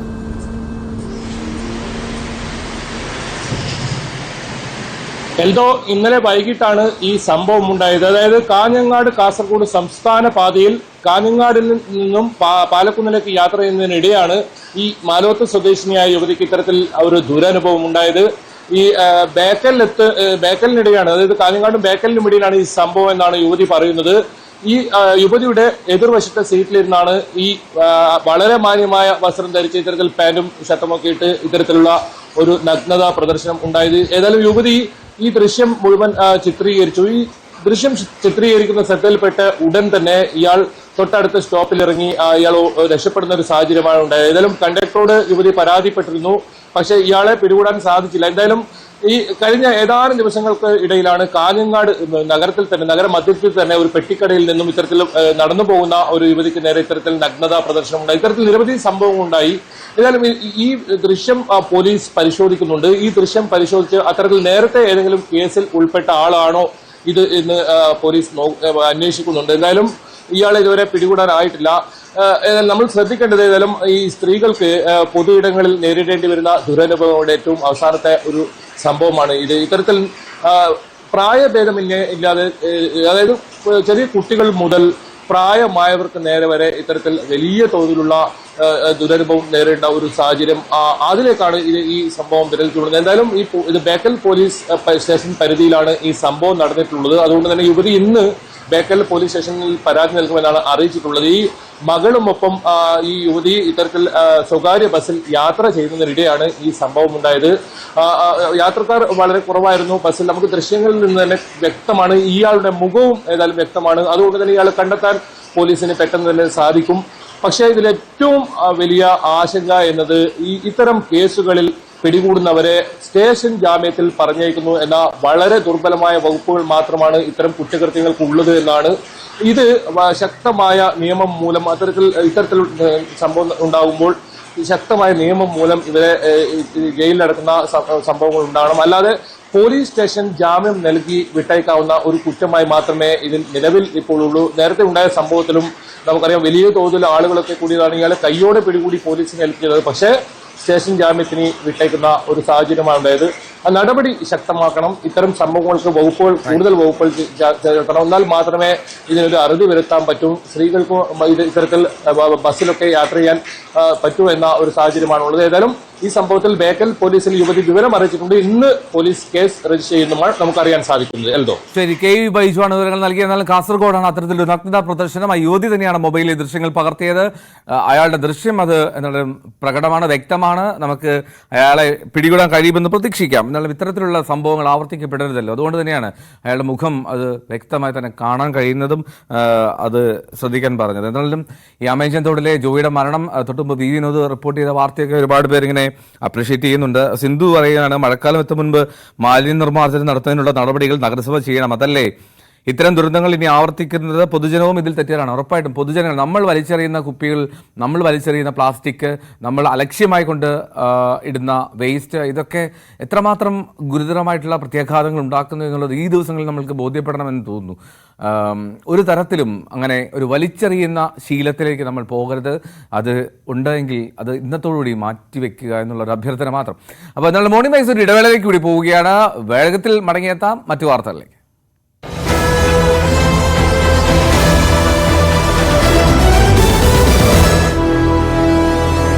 തിരുവനന്തപുരത്ത് ആമേഴന്തോടിന്റെ ഒരു വഴി തന്നെ നമുക്ക് പരിശോധിച്ചാൽ നമുക്ക് തിരുവനന്തപുരത്തെ ഒബ്സർവേറ്ററി ഹില്ലിൽ നിന്ന് ആരംഭിക്കുന്നു ആമേഴന്തോടിന്റെ ഒരു ഒഴുക്ക്, അല്ലെങ്കിൽ അവിടെ നിന്ന് കളയുന്ന വെള്ളമാണ് പിന്നീട് ആമേഴന്തോടിന്റെ പ്രധാന ജലസ്രോതസ്സായി മാറുന്നത്. അത് ഒരു നഗരം മുഴുവൻ ചുറ്റി മറ്റു 4 തോടുകൾ കൂടി ഇതിനൊപ്പം ചേർന്നാണ് പിന്നീട് ആമേഴഞ്ചാൻ തോട് ഒന്നിച്ച് കടലിലേക്ക് പതിക്കുന്നത്. ആ വെള്ളത്തിന്റെ ഒഴുക്ക് എന്ന് നിലച്ചു തുടങ്ങിയോ അല്ലെങ്കിൽ എന്ന് അതിന് തടസ്സം നേരിട്ടോ അപ്പോൾ മുതലാണ് തലസ്ഥാനം ഈ രീതിയിൽ വെള്ളപ്പൊക്കത്തിലേക്ക് പോകുന്നത്. ഒരു ചെറിയ മഴ പെയ്താൽ പോലും വെള്ളപ്പൊക്കത്തിലേക്ക് പോകാനുള്ള കാരണം ഇതുതന്നെയാണ്.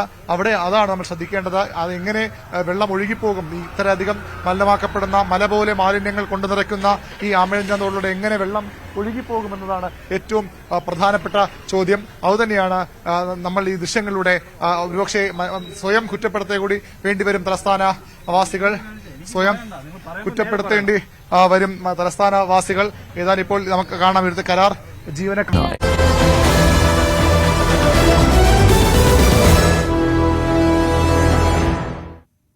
വീണ്ടും വാർത്തകളിലേക്ക്, സന്തോഷകരമായിട്ടുള്ളൊരു ദൃശ്യങ്ങളിലേക്കാണ് നമ്മൾ പോകാൻ പോകുന്നത്.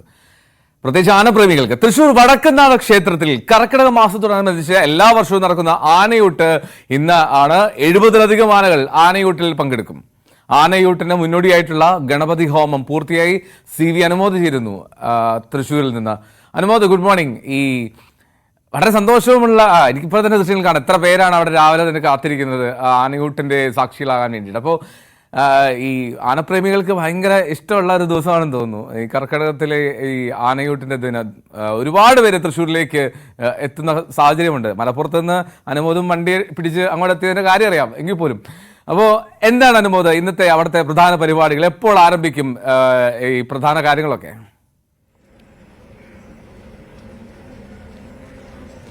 Good morning Eldho. നമ്മൾ എല്ലാ തവണയും ഈ തൃശ്ശൂർ പൂരത്തിന്റെ പോലെ തന്നെ പ്രാധാന്യത്തോടെ പ്രേക്ഷകരിലേക്ക് എത്തിക്കുന്നതാണ് ഈ വടക്കുന്നാഥ ക്ഷേത്രത്തിലെ ആനയൂട്ട്. കാരണം ഈ സാധാരണ പൂരത്തിന് ആനകളൊക്കെ അണിഞ്ഞൊരുങ്ങി നെറ്റിപ്പട്ടവും ചങ്ങലയും അതേപോലെ തിടമ്പവും ഒക്കെ ഏന്തിയിട്ടാണെങ്കിൽ ഇപ്പോൾ ആനകൾ വടക്കുന്നാഥ ക്ഷേത്രത്തിൽ എത്തുന്നത് അതിന്റെ തനത് രൂപത്തിലാണ്. അതായത് നല്ല അഴുക്കൊക്കെ കളഞ്ഞ് കഴുകി കറപ്പിച്ച് അത്തരത്തിൽ ആണ് ഈ ഒരു ആനയൂട്ടിന് ആനകളെത്തുക. ഇതിന്റെ ഒരു ഐതിഹ്യവും ചരിത്രമൊക്കെ നമുക്കറിയാം. നമ്മുടെ ഇപ്പോൾ ഹരിയേട്ടൻ ചേരുന്നുണ്ട്. ഹരിയേട്ടൻ വടക്കുന്നാഥ ക്ഷേത്രങ്ങളുടെ ഉപദേശസമിതി അംഗമാണ്. ഹരിയേട്ടൻ, ആദ്യം നമുക്ക് ഈ ആനയൂട്ടിന്റെ ചരിത്രം പറഞ്ഞുകൊണ്ട് തുടങ്ങാം അല്ലേ? നമ്മൾ ആനയൂട്ട് ചരിത്രം 1982 കേരളത്തിൽ നിന്ന് ആനകൾ ഏഷ്യാഡിന് പോയി. ഏഷ്യാഡിൽ നിന്ന് ട്രെയിൻ മാർഗം പോയി. ഇവിടെ വന്നപ്പോൾ എല്ലാ ആനകൾക്കും അസുഖങ്ങളും കുറേ വയറിന് പ്രശ്നങ്ങളാണ് തുടങ്ങിയത്. അപ്പോൾ നമ്മൾ വിചാരിച്ചു ഗണപതിനെ പ്രീതിപ്പെടുത്തി കഴിഞ്ഞാൽ അപ്പോൾ ശരിക്കും ആനേനെ പ്രീതിപ്പെടുത്തി ഗണപതിനെ പ്രീതിപ്പെടുത്തി പോലെ അപ്പോൾ ആനകൾക്ക് അസുഖങ്ങൾ മാറുമെന്ന് വിചാരിച്ച് അന്ന് തുടങ്ങിയതാണ്. അതിനുശേഷം ആനകൾക്ക് അസുഖങ്ങൾ മാറുകയും ചെയ്തു.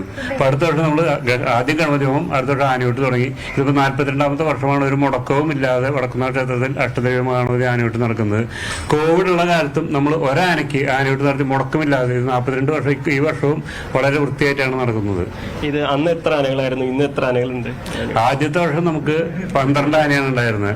അതിനുശേഷം നമുക്ക് 93 ആനകൾ വരെ വന്ന സമയമുണ്ട്. ഇപ്പൊ ആനകളുടെ വരവ് കുറഞ്ഞു, കാട്ടുന്ന ആനകളെ പിടിക്കില്ല. നമ്മൾ ആദ്യം എന്ത് ചെയ്താൽ ഏറ്റവും ചെറിയ കുട്ടിക്കൊമ്പനാണ് കൊടുത്തിരുന്നത്. ഇപ്പൊ കുട്ടിക്കൊമ്പനെ ഇല്ലല്ലോ. അപ്പോൾ ഉള്ളതിൽ പെണ്ണാനയ്ക്കാണ് കൊടുക്കുന്നത്. ഗുരുവായൂർ ലക്ഷ്മി എന്ന് പെണ്ണാനകളിൽ ഏറ്റവും ചെറിയ ആന ഗുരുവായൂർ ലക്ഷ്മിക്കാണ് കൊടുത്ത് ആദ്യമുള്ള നടക്കുക. അത് ക്ഷേത്രം മേൽശാന്തി തന്നെ ചെറുമുക്ക് ശ്രീരാജ് നാരായണൻ ആദ്യമുള്ള കൊടുത്ത് ആനയൂട്ട് ഉദ്ഘാടനം ചെയ്യും. ശരിക്കും കർക്കിടക മാസം എന്ന് വെച്ചാൽ നമുക്ക് മനുഷ്യന്മാർക്കൊക്കെ ആയുർവേദ ചികിത്സകളുടെ മാസമാണ്. ആനകൾക്കും വ്യത്യസ്തമായൊരു സാഹചര്യമല്ല കേരളത്തിലുള്ളത്. ഗുരുവായൂരൊക്കെ ആനയൂട്ട് കിടക്കുന്നുണ്ടല്ലോ. അപ്പോൾ ഈ ആനയൂട്ടും ആനകളുടെ ആരോഗ്യവും തമ്മിൽ എങ്ങനെയാണ് ബന്ധപ്പെട്ടിരിക്കുന്നത്? മരുന്നുകളൊക്കെ ഉൾപ്പെടുത്തിയിട്ടാണല്ലോ അതിൻ്റെ? അതെ, ഇപ്പൊ നമ്മൾ ആനയൂട്ടും ശരിക്കും രാമായണ മാസം എന്ന് പറഞ്ഞാൽ പഞ്ഞമാസം എന്നാണ് പറയുക. ആ മാസത്തിൽ ശരിക്കും ആനകൾക്ക് എല്ലാം ചികിത്സയുടെ കാലമാണ്. അപ്പോൾ ശരിക്കും വടക്കുന്നാലത്തെ ആനയൂട്ടിൽ ഇത് കഴിഞ്ഞ് മരുന്ന് കഴിച്ചു കഴിഞ്ഞാൽ ആനകൾക്കും ചികിത്സാ കാലമാണ്. ഇവിടുന്ന് മരുന്ന് കഴിച്ച് തുടങ്ങിക്കഴിഞ്ഞാൽ ആനകൾക്ക് അസുഖങ്ങൾ വളരെ കുറവാണെന്നാണ് വിശ്വാസം. അത് തന്നെ കണ്ണൂർ, തിരുവനന്തപുരത്ത് നിന്നുള്ള ആനകൾ വരെ വടക്കുന്നാലത്തെ ആനയൂട്ടിന് വന്ന് ഇവിടുത്തെ പ്രസാദവും ഈ മരുന്ന് കഴിച്ചു കഴിഞ്ഞാൽ ആ വർഷം ആനകൾക്ക് വയറിനൊന്നും ഒരു പ്രശ്നങ്ങളും ഇല്ല. ഇപ്പൊ ശരിക്കും അതേപോലെയാണ് നടന്നുകൊണ്ടിരിക്കുന്നത്. അതിന് ഭയങ്കര വിശ്വാസത്തിൽ ആനകളെല്ലാം ഇവിടെ കൊണ്ടുവരുന്നുണ്ട്. ഏകദേശം ഇപ്രാവശ്യം 67ഓളം ആനകൾ പങ്കെടുക്കുന്നുണ്ട്. ഇപ്പൊ തെച്ചിക്കോട്ട് ആന വരണ്ടാണ്. അതിന് പാപ്പാന് സുഖമില്ലാതെ തന്നെ ആനയും വരുന്നത്. അത് 3 കൊല്ലം വരെ ആനയും വന്നുകൊണ്ടിരിക്കുന്നുണ്ട്. ഈ രാമേന്ദ്രൻ വരത് പാപ്പാന് സുഖമില്ലാതെ അവർക്ക് ഇവിടെ വന്ന ശേഷം ആ ആനയ്ക്കും അസുഖങ്ങൾ കുറഞ്ഞു, എഴുന്നേൽപ്പുകൾ വന്നു തുടങ്ങി. മറ്റേ ആനയ്ക്ക് വലിയ പ്രശ്നങ്ങളായിരുന്നു. അപ്പൊ അതൊന്നും ഇല്ല. എല്ലാം വളരെ വളരെ വൃത്തിയായിട്ടാണ് പോണത്. എന്തൊക്കെയാണ് നമ്മൾ ആനയൂട്ടിന് കൊടുക്കുക? ആനയൂട്ട് നമ്മൾ 500 കിലോ അരിയുടെ ചോറ്, അതിൻ്റെ കൂടെ തേൻ, മഞ്ഞപ്പൊടി എല്ലാം ഉരുളകളാക്കി കൊടുക്കും. അതിൻ്റെ കൂടെ 10ഓളം പഴവർഗ്ഗങ്ങളും പിന്നെ നമ്മൾ ഒരു ഔഷധക്കൂട്ടും കൊടുക്കുന്നുണ്ട്. ഈ ഔഷധക്കൂട്ടം ആനയ്ക്ക് ദഹനം ക്ലിയർ ആവാനാണ്.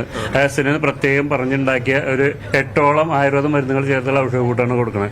അത് കഴിച്ചാൽ ആനകൾക്കും ശരിക്കും എന്താ വെച്ചാൽ ഒരു വയർ ക്ലീനിങ് പോലത്തെ ഒരു മരുന്നാണ് കൊടുക്കുന്നത്. അതിനുശേഷം ആൾക്കാർക്ക് നമ്മൾ നല്ല സദ്യ കൊടുക്കുന്നുണ്ട്. ഇപ്പോൾ രാമായണ മാസത്തിന്റെ തുടക്കം വടക്കുന്നതിന് വരുന്ന ആനകൾക്ക് വിഭവസമൃദ്ധമായ സദ്യയാണ് ഒരുക്കിയിട്ടുള്ളത്. ആനകൾക്ക് ആളുകൾക്ക് ഈ ഇപ്പോഴത്തെ ഒരു സാഹചര്യത്തിലേക്ക് വരികയാണെങ്കിൽ സാധാരണ നമുക്കറിയാം തൃശ്ശൂരിലെ വടക്കുന്നാഥ ക്ഷേത്ര സന്നിധിയിലേക്ക് ആനകൾ വരുന്നത് തൃശ്ശൂർ പൂരത്തിനാണ് നിരന്ന് നിൽക്കുന്നതിൻ്റെ ഭംഗി. പക്ഷേ ഇപ്പോൾ ഞാൻ നേരത്തെ പറഞ്ഞതുപോലെ ഈ ആനകളൊക്കെ നല്ല മഴ നനഞ്ഞ് നല്ല കറുത്ത് കുട്ടപ്പന്മാരായിട്ട് നിരന്ന് നിൽക്കുന്ന ഒരു കാഴ്ച, അത് അത്രമാത്രം വലിയൊരു ആഘോഷമാണ് തൃശ്ശൂർകാർക്ക്. സ്വാഭാവികമായിട്ടും ഒരുപാട് പേര് വരുന്നുണ്ട് ഇവിടേക്ക്. എന്തൊക്കെ ഒരുക്കങ്ങളാണ് നമ്മൾ അതിനു വേണ്ടി നടത്തിയത്? ഒരുക്കങ്ങൾ ഇത്രയധികം ആനകൾ ഒരേ വേദിയിൽ ആടെ ആഭരണങ്ങളില്ലാതെ തൃശ്ശൂർ പൂരത്തിന് എല്ലാ ആഭരണങ്ങളും അനുസരിച്ച് എടുക്കുക. ഇത് ആനകളുടെ തനത് സ്റ്റൈലിൽ ഒരു 10-70 ആനകൾ ഒരേ വേദിയിൽ ഒപ്പം നിന്ന് കാണുന്ന വടക്കുന്നാലും മാത്രമേ കാണാൻ പറ്റുള്ളൂ. അപ്പൊ ആളുകൾക്ക് ഭയങ്കര ഹരം. തൃശ്ശൂരുകാർ പറഞ്ഞ ആനപ്രാന്തന്മാരാണ്. അപ്പൊ ഇത്രയധികം ആനകൾ, അത് പേര് കേട്ട എല്ലാ ആനകളും ഇവിടെ വരുമ്പോൾ എല്ലാ തൃശ്ശൂരിൽ നിന്ന് പോരാണ്ട് മോറും സ്കൂൾ മുടക്കാണ്. സ്കൂൾ വിദ്യാർത്ഥികൾക്കും ആനയൂട്ടിൽ പങ്കെടുക്കാൻ ഒരു അവസരമാണ്. അപ്പൊ എല്ലാ ആനകളും ഒരേ വേദിയിൽ കാണുക, ആനകൾക്ക് ആനകൾക്ക് കൂട്ടിക്കഴിഞ്ഞാൽ ഗണപതിക്ക് പ്രത്യക്ഷമായിട്ട് ഊട്ട് കൊടുത്ത പോലെയാണ്. അപ്പൊ ആൾക്കാരും മനസ്സിന് ഭയങ്കര സന്തോഷമായി. രാമായണമാസം തുടക്കം ഞങ്ങൾ ഗണപതി ആഹാരം കൊടുത്ത പോലെയാണ് സന്തോഷം. അത് കാരണം ഭക്തജനങ്ങൾക്ക് വളരെ വളരെ സന്തോഷത്തിലാണ്. ഒരുക്കങ്ങളൊക്കെ പൂർത്തിയായി, എല്ലാ ഒരുക്കങ്ങളും പൂർത്തിയായി. ഭഗവാൻ നമ്മുടെ കൂടെയാണ്. മഴ മാറി നിന്ന് കഴിഞ്ഞു. ഈ വർഷം ആനയൂട്ട് അടിപൊളിയാവും. എന്തായാലും ഹരിയേട്ടൻ വളരെ വിശദമായിട്ട് തന്നെ അതിന്റെ ഒരു ചരിത്രം നമ്മളോട് പങ്കുവച്ചു. നമുക്ക് ഇനി ആനയൂട്ട് നടക്കുന്ന ആ സ്ഥലത്തെ കാഴ്ചകൾ കൂടി കാണേണ്ടതുണ്ട്. അഖില് അവിടേക്ക് ക്യാമറ ചലിപ്പിക്കുന്നത്. ഞാൻ അത് തന്നെയാണ് അനുമോദം ചോദിക്കാൻ മതി. എവിടെ നമ്മുടെ കരിവീരന്മാരും പിടിയാനകളൊക്കെ എവിടെയാണെന്ന് ചോദിക്കാൻ വരികയായിരുന്നു. ഇത് പുറത്തേക്ക് മാറിയാന്ന് തോന്നുന്നല്ലേ ആനകളെല്ലാം നിരത്തി നിർത്തിയിരിക്കുന്നത്? എല്ലാവരും എത്തിയോ രാവിലെ? നമ്മൾ നേരത്തെ തുടങ്ങിയത് ഈ ഗണപതി ഹോമം നടത്തിയ വേദിക്ക് അല്ലെങ്കിൽ ഹോമകുണ്ടത്തിനടുത്തായിരുന്നു. ഇപ്പോൾ നമ്മൾ നേരെ ഇവിടെ കിഴക്കേ നടയുടെ അടുത്തേക്ക് നമ്മൾ വന്നുകൊണ്ടിരിക്കുകയാണ്. ഇവിടെയാണ് വടക്കേ നടയിലാണ് ഇപ്പോൾ നമ്മളുള്ളത്. ഈ വടക്കേ നടയ്ക്ക് പരിസരത്താണ് ഈ ആനയൂട്ടിൻ്റെ ഒരുക്കങ്ങളൊക്കെ കാണാൻ കഴിയുക. ആനകളൊക്കെ എത്തി തുടങ്ങുന്നേ ഉള്ളൂ. കാരണം 9:45 ആനയൂട്ടുള്ളത്. അപ്പോൾ ആനകളൊക്കെ 8 മണി 8:30 എത്തിച്ചേരുകയുള്ളൂ. നമ്മൾ നിൽക്കുന്ന സ്ഥലം വടക്കേ നടയ്ക്ക് പുറകിലാണ്. അപ്പോൾ ഇവിടെ ബാരിക്കേഡ് വെച്ച് നമുക്ക് കാണാൻ കഴിയും. ഈ ബാരിക്കേഡിന് അപ്പുറത്തായിരിക്കും ആനകൾ ഉണ്ടാവുക. ബാരിക്കേഡിന് ഇപ്പുറത്ത് വെച്ച് അതിനിടയിൽ വെച്ചാണ് ആളുകൾക്ക് ആനയൂട്ടിൽ പങ്കെടുക്കാനുള്ള സാഹചര്യം ഉണ്ടാവുക. നമുക്ക് ഇവിടുത്തെ ദൃശ്യങ്ങൾ കൂടി കാണാൻ സാധിക്കും. ഇവിടെ ഇത് ആനയൂട്ടിന് വേണ്ട കരിമ്പ്, പഴങ്ങൾ, മറ്റു ഫലവർഗ്ഗങ്ങൾ ഇതൊക്കെ തന്നെ ഇവിടേക്ക് എത്തിച്ച് കഴിഞ്ഞിട്ടുണ്ട്. ഇവിടെ വെച്ച് ഇത് നമ്മൾ നിൽക്കുന്ന ഇടത്തായിരിക്കും ആദ്യ ആനയൂട്ടിൻ്റെ ചടങ്ങുകളൊക്കെ ഉണ്ടാവുക. നമുക്കതിൻ്റെ ഒരുക്കങ്ങളൊക്കെ ഇവിടുന്ന് കാണാൻ സാധിക്കും. എല്ലാം എത്തിച്ചു കഴിഞ്ഞോ? ഇല്ല, വന്നുകൊണ്ടിരിക്കുന്നു. എന്തൊക്കെ ഫലങ്ങളാണ് അതിൽ പറഞ്ഞു കൊടുക്കാറുണ്ട്? അത് ഇതിൽ പ്രധാനപ്പെട്ടായിട്ടുള്ളത് ഇത് കരിമ്പ്, പഴം, അതേപോലെ തന്നെ തണ്ണിമത്തൻ, ആപ്പിള് ഇപ്പൊ ഓഫ് സീസൺ ആണ്, എന്നാലും നമ്മൾ വരുത്തി. അതുപോലെ പേരക്കായ, സബർജില്, അങ്ങനെ ഒരുവിധം സാധനങ്ങൾ. പ്രധാനമായിട്ട് ഊട്ടാണ്, അത് ഊണാണ്. അത് ആനയ്ക്ക് ഡെസേർട്ട് കൊടുക്കില്ല. അതേപോലെ ആന വെച്ച് വിടുക. ചോറെടുക്കില്ല. മാത്രല്ല ഇതില് വേണ്ട മരുന്ന് കൂട്ടൊക്കെ അടങ്ങിയ ഊണാണ്. അതില് വെളിച്ചെണ്ണ, മഞ്ഞപ്പൊടി മിക്സ് ചെയ്തിട്ട് അത് തന്നെ ഔഷധ. പിന്നെ പൂമ്പ അല്ലാതെ കർക്കിടകത്തിലുള്ള വേറെ മരുന്ന് കൊടുക്കും. നമുക്ക് അതിന്റെ ദൃശ്യങ്ങൾ കാണാം. വളരെ മനോഹരമാണ്. നമുക്ക് ഓരോ ബാസ്ക്കറ്റുകളിലായിട്ട് ആനകൾക്കുള്ള ആ ഫലവർഗ്ഗങ്ങൾ, പഴങ്ങളും കരിമ്പും മറ്റ് ഫലവർഗ്ഗങ്ങളൊക്കെ ആയിട്ട് നിരനിരയായിട്ട് വരുന്ന കാഴ്ചയാണ് നമ്മൾ കാണുന്നത്. ഈ ബക്കറ്റുകൾ ആനയ്ക്ക് ചോറ് നിറയ്ക്കാനുള്ളതാണ്. മഴയം ഒരു തീവണ്ടി വരുന്ന പോലെയാണ് നമുക്ക് ഇവിടുന്ന് നോക്കുമ്പോൾ തോന്നുന്നത്. അത്രമാത്രം നീണ്ടു കിടക്കുകയാണ്. 70ഓളം ആനകളാണ് പറയുന്നത്. അപ്പോൾ അവർക്ക് വേണ്ട ഫലവർഗ്ഗങ്ങൾ എത്തിക്കുന്നതിൻ്റെ ഒരു ദൃശ്യമാണ് ഇപ്പോൾ നമ്മൾ കാണുന്നത്. ഇതെല്ലാം വിവിധ ഇടങ്ങളിൽ നിന്നും വരുന്നതാണ്. ഇതൊരു തൃശ്ശൂർ പൂരത്തിന് സമാനമായ ഒരു ആഘോഷമായിട്ട് ഈ ഒരു കർക്കിടക മാസത്തിലെ ഈ ആനയൂട്ട് മാറുന്ന ഒരു കാഴ്ചയാണ് കാണുന്നത്. ഇടക്കാലത്തുനിന്ന് ഇതിൻ്റെ ഒരു പ്രൗഢി കോവിഡ് കാലത്തൊക്കെ ഒന്ന് കുറഞ്ഞു പോയെങ്കിലും ഇപ്പോൾ തൃശ്ശൂർ പൂരത്തിൻ്റെ ആ ഒരു രസത്തിലേക്ക്, അല്ലെങ്കിൽ ആ ഒരു ആനപ്രേമികൾക്ക് അങ്ങനെയാണല്ലോ, അതിൻ്റെ ഒരു ലഹരിയിലേക്ക് ഈ തരത്തിലേക്ക് സാഹചര്യങ്ങൾ മാറുന്നതിൻ്റെ നമുക്ക് കാണാം. വളരെ ആവേശത്തോടെ ആളുകൾ ആ ഫലവർഗ്ഗങ്ങൾ അടങ്ങിയ ആ പെട്ടി ഇവിടേക്ക് എത്തിച്ചുകൊണ്ടിരിക്കുകയാണ്. ഇതെല്ലാം നിരന്നു കഴിഞ്ഞാൽ ഏറെ വൈകാതെ ആനകളെ പടിഞ്ഞാറേ ഗോപുരനട വഴി ക്ഷേത്രത്തിനുള്ളിൽ പ്രവേശിച്ചു തുടങ്ങും. ഇത്തവണ തെച്ചിക്കോട്ട് രാമേന്ദ്രൻ വരുന്നില്ല എന്നുള്ളത് ആനപ്രേമികളെ സംബന്ധിച്ച് കുറച്ചെങ്കിലും ഒരു നിരാശ നൽകുന്ന ഒരു കാര്യമാണ്. കാരണം കഴിഞ്ഞ തവണയൊക്കെ രാമേന്ദ്രന്റെ സാന്നിധ്യം ഇവിടെ എത്തുന്ന ആനപ്രേമികൾക്ക് വലിയൊരു ആഘോഷമായിരുന്നു. ഇത്തവണ രാമേന്ദ്രനില്ല, പക്ഷേ മറ്റെല്ലാ പ്രധാനപ്പെട്ട ആനകളും കൊച്ചിൻ ദേവസ്വത്തിൻ്റെയും ഗുരുവായൂർ ദേവസ്വത്തിൻ്റെയും അതുപോലെ സമീപ ക്ഷേത്രങ്ങളിലെയും ഒക്കെ ഇവിടേക്ക് എത്തിച്ചേരും. അപ്പോൾ ഈ നല്ല മഴ മൂടി നിൽക്കുന്നുണ്ട്. ഈ കർക്കിടക മാസത്തിൽ സ്വാഭാവികമായിട്ട് മഴ പ്രതീക്ഷിക്കുന്നതാണ്. ഈ മഴക്കാലമാണ്, മരുന്നുകളുടെ, അതായത് മനുഷ്യന്മാർക്ക് ആയുർവേദ ചികിത്സയുടെ കാലമാണ്. സമാനമായ രീതിയിൽ ആനകൾക്കും ഇത് വിശ്രമകാലമാണ്. അപ്പോൾ ആ വിശ്രമത്തിനൊക്കെ മരുന്നുകാലത്തിനൊക്കെ ഒരു തുടക്കം ഇവിടുന്ന് ഈ ഒരു ആനയൂട്ടിലൂടെ ആണ് തുടങ്ങുക. പ്രത്യേക ഔഷധക്കൂട്ടടങ്ങിയ ഭക്ഷണം, അതോടൊപ്പം തന്നെ വിഭവസമൃദ്ധമായ ഫലങ്ങൾ ഉൾപ്പെടുത്തിയുള്ള ആനയൂട്ട് ഇതൊക്കെ തന്നെ വടക്കുന്നാഥനിലെ ആനകൾക്ക്, വടക്കുന്നാഥൻ ആനയൂട്ടിന്റെ പ്രത്യേകതകളാണ്. നമുക്കറിയാം, കേരളത്തിലെ തന്നെ ഏറ്റവും അനുമോദ് ഒരു നിമിഷം, ഞാനേ ഇപ്പോൾ അനുമോദ് തെച്ചിക്കോട്ടുകാർ രാമേന്ദ്രൻ പറഞ്ഞുകൊണ്ട് ചോദിക്കുകയാണ്. ഇപ്പൊ നമ്മുടെ തൃശ്ശൂർ ക്യാമറാമാൻ KP ധനേഷ് ഉണ്ടല്ലോ, ധനേഷിന്റെ ഒക്കെ തൊട്ടടുത്തുള്ള ക്ഷേത്രത്തിലെയാണല്ലോ രാമൻ. അപ്പോൾ ഈ പൂരനഗരി ചെന്നപ്പോഴാണ് ഒരുപക്ഷെ ഈ ഒരു സൂപ്പർ സ്റ്റാർ വരുന്നതിനും അപ്പുറമുള്ള പരിവേഷമാണ്. രാമ എന്ന് പറഞ്ഞ് എത്രയോ ആളുകളാണ് ഇങ്ങനെ ഓടിക്കൂടുന്നത് ഈ തെച്ചിക്കോട്ട് രാമേന്ദ്രന് ചുറ്റും.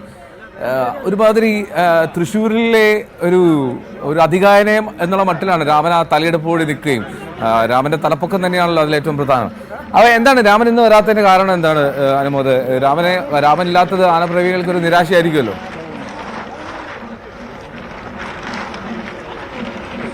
തീർച്ചയായും എഴുതോ കഴിഞ്ഞ തവണ കണ്ടതാണല്ലോ രാമന്റെ ഫാൻസിന്റെ ഒരു ആവേശം. ഈ രാമൻ വരുമ്പോൾ സത്യത്തിൽ രാമനെ കാണാനാണ് ഇത്രയും അധികം ആളുകൾ എത്തിച്ചേരുന്നത്. രാമന്റെ ആ നടത്തം, തലപ്പൊക്കം, ആനപ്രേമികളെ സംബന്ധിച്ച് അത് ആനയുടെ എല്ലാ ലക്ഷണങ്ങളും ഒത്ത കൊമ്പനാണ് രാമൻ. മാത്രമല്ല ക്ഷേത്രത്തിൽ തിടമ്പേറ്റുമ്പോൾ രാമന്റെ തലപ്പൊക്കം ഒന്ന് കൂടുകയും ചെയ്യും. അങ്ങനെ ഈ സർവാഭരണ വിഭൂഷിതനായി നിൽക്കുന്ന തെച്ചിക്കോട്ട് രാമേന്ദ്രനെ കാണുക എന്നത് സംബന്ധിച്ച് ആനപ്രേമികളെ മറ്റൊന്നും ആവശ്യമില്ല അവർക്ക്. അപ്പോൾ ഇത്തവണ ആനയുടെ പാപ്പാന് സുഖമില്ലാത്തത് കൊണ്ട് ആനയെ കൊണ്ടുവരാനാകില്ല എന്നാണ് അറിയിച്ചിരിക്കുന്നതെന്നാണ് ദേവസ്വം ഭാരവാഹികൾ നമ്മുടെ അല്പസമയം മുമ്പ് പറഞ്ഞത്. നമുക്കറിയാം, ഓരോ ആനയ്ക്കും പ്രത്യേക അവരുടേതായ പാപ്പാന്മാർ മാത്രമേ ഇത്തരം ചടങ്ങുകളിലേക്ക്, ഇത്തരം ഇടങ്ങളിലേക്കൊക്കെ പോകുമ്പോൾ അവരുടെ കൂടെ ഉണ്ടാവേണ്ടതുണ്ട്. പ്രത്യേകിച്ച് ആനകളെ നിയന്ത്രിക്കുന്നതിനൊക്കെ അത്രയും പ്രധാനപ്പെട്ടതാണ് ഈ പാപ്പാന്മാരുടെ സാന്നിധ്യം. അതുകൊണ്ട് രാമന്റെ പാപ്പാൻ അസുഖബാധിതനായി ആശുപത്രിയിൽ ചികിത്സയിലാണ് എന്നാണ് അറിഞ്ഞത്. ആ ഒരു കാരണത്താലാണ് രാമേന്ദ്രൻ ഇത്തവണ എത്താതിരിക്കുന്നത് എന്നൊരു വിവരമാണ് ദേവസ്വം ഭാരവാഹികൾ അറിയിച്ചിട്ടുള്ളത്. പക്ഷേ രാമനില്ലെങ്കിലും ആ രാമന്റെ ക്ഷീണം തീർക്കാൻ 70ഓളം ആനകൾ, കൊമ്പന്മാരും പിടിമാരും ഒക്കെ ഈ ഇടങ്ങളിൽ, എനിക്ക് വലതുവശത്ത് കാണുന്ന ബാരിക്കേഡിനുള്ള ആളുകൾ നിൽക്കുന്നതിന് മറുവശത്തായിട്ടുള്ള ഇടങ്ങളിൽ ഒരു മണിക്കൂർ 1.5 മണിക്കൂറിനുള്ളിൽ നിറയും. നമുക്ക് കാണാം, ഒരാന അത് നേരത്തെ ഗണപതി ഹോമത്തിന്റെ ഭാഗമായിട്ട് പങ്കെടുക്കാൻ വന്ന ആനയാണ്. അത് ആ ആന വരുന്ന വഴിയിലൂടെയായിരിക്കും മറ്റ് ആനകളും അല്പസമയത്തിനുള്ളിൽ 8:30 ആയിരിക്കും ഉണ്ടാവുക ഈ ക്ഷേത്രാങ്കണത്തിലേക്ക് പ്രവേശിക്കുക.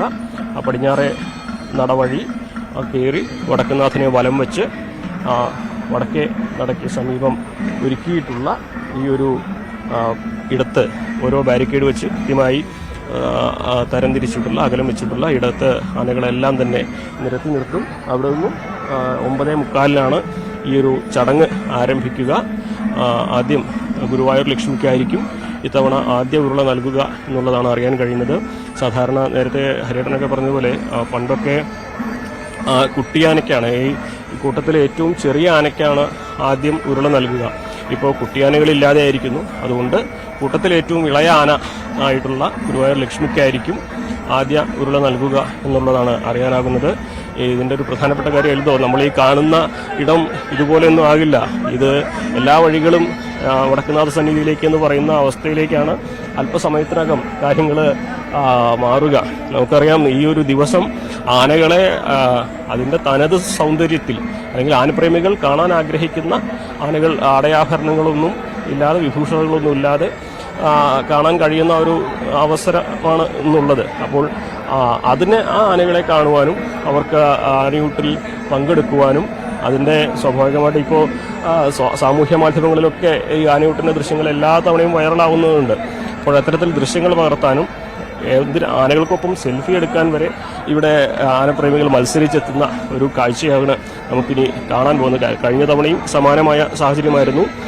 സൂചി കുത്താൻ ഇടമില്ലാത്ത തിരക്ക് എന്നൊക്കെ നമ്മൾ പറയുമ്പോൾ പൂഴി വീഴാത്ത ഇടം എന്നൊക്കെ പറയുന്നില്ലേ, അതിന് സമാനമായ ഒരു സാഹചര്യമായിരുന്നു കഴിഞ്ഞ തവണയൊക്കെ ഉണ്ടായിരുന്നത്. ഇന്നും അതിനൊരു മാറ്റവും വരില്ല. ഇതുതന്നെയാണ് നമുക്ക് മനസ്സിലാക്കാൻ കഴിയുന്നത്. എന്താണെങ്കിലും ഇങ്ങനെയാണ് ആനയൂട്ടിൻ്റെ ഒരുക്കങ്ങൾ ഇപ്പോൾ വടക്കുന്നാഥ സന്നിധിയിൽ പുരോഗമിക്കുന്നത്.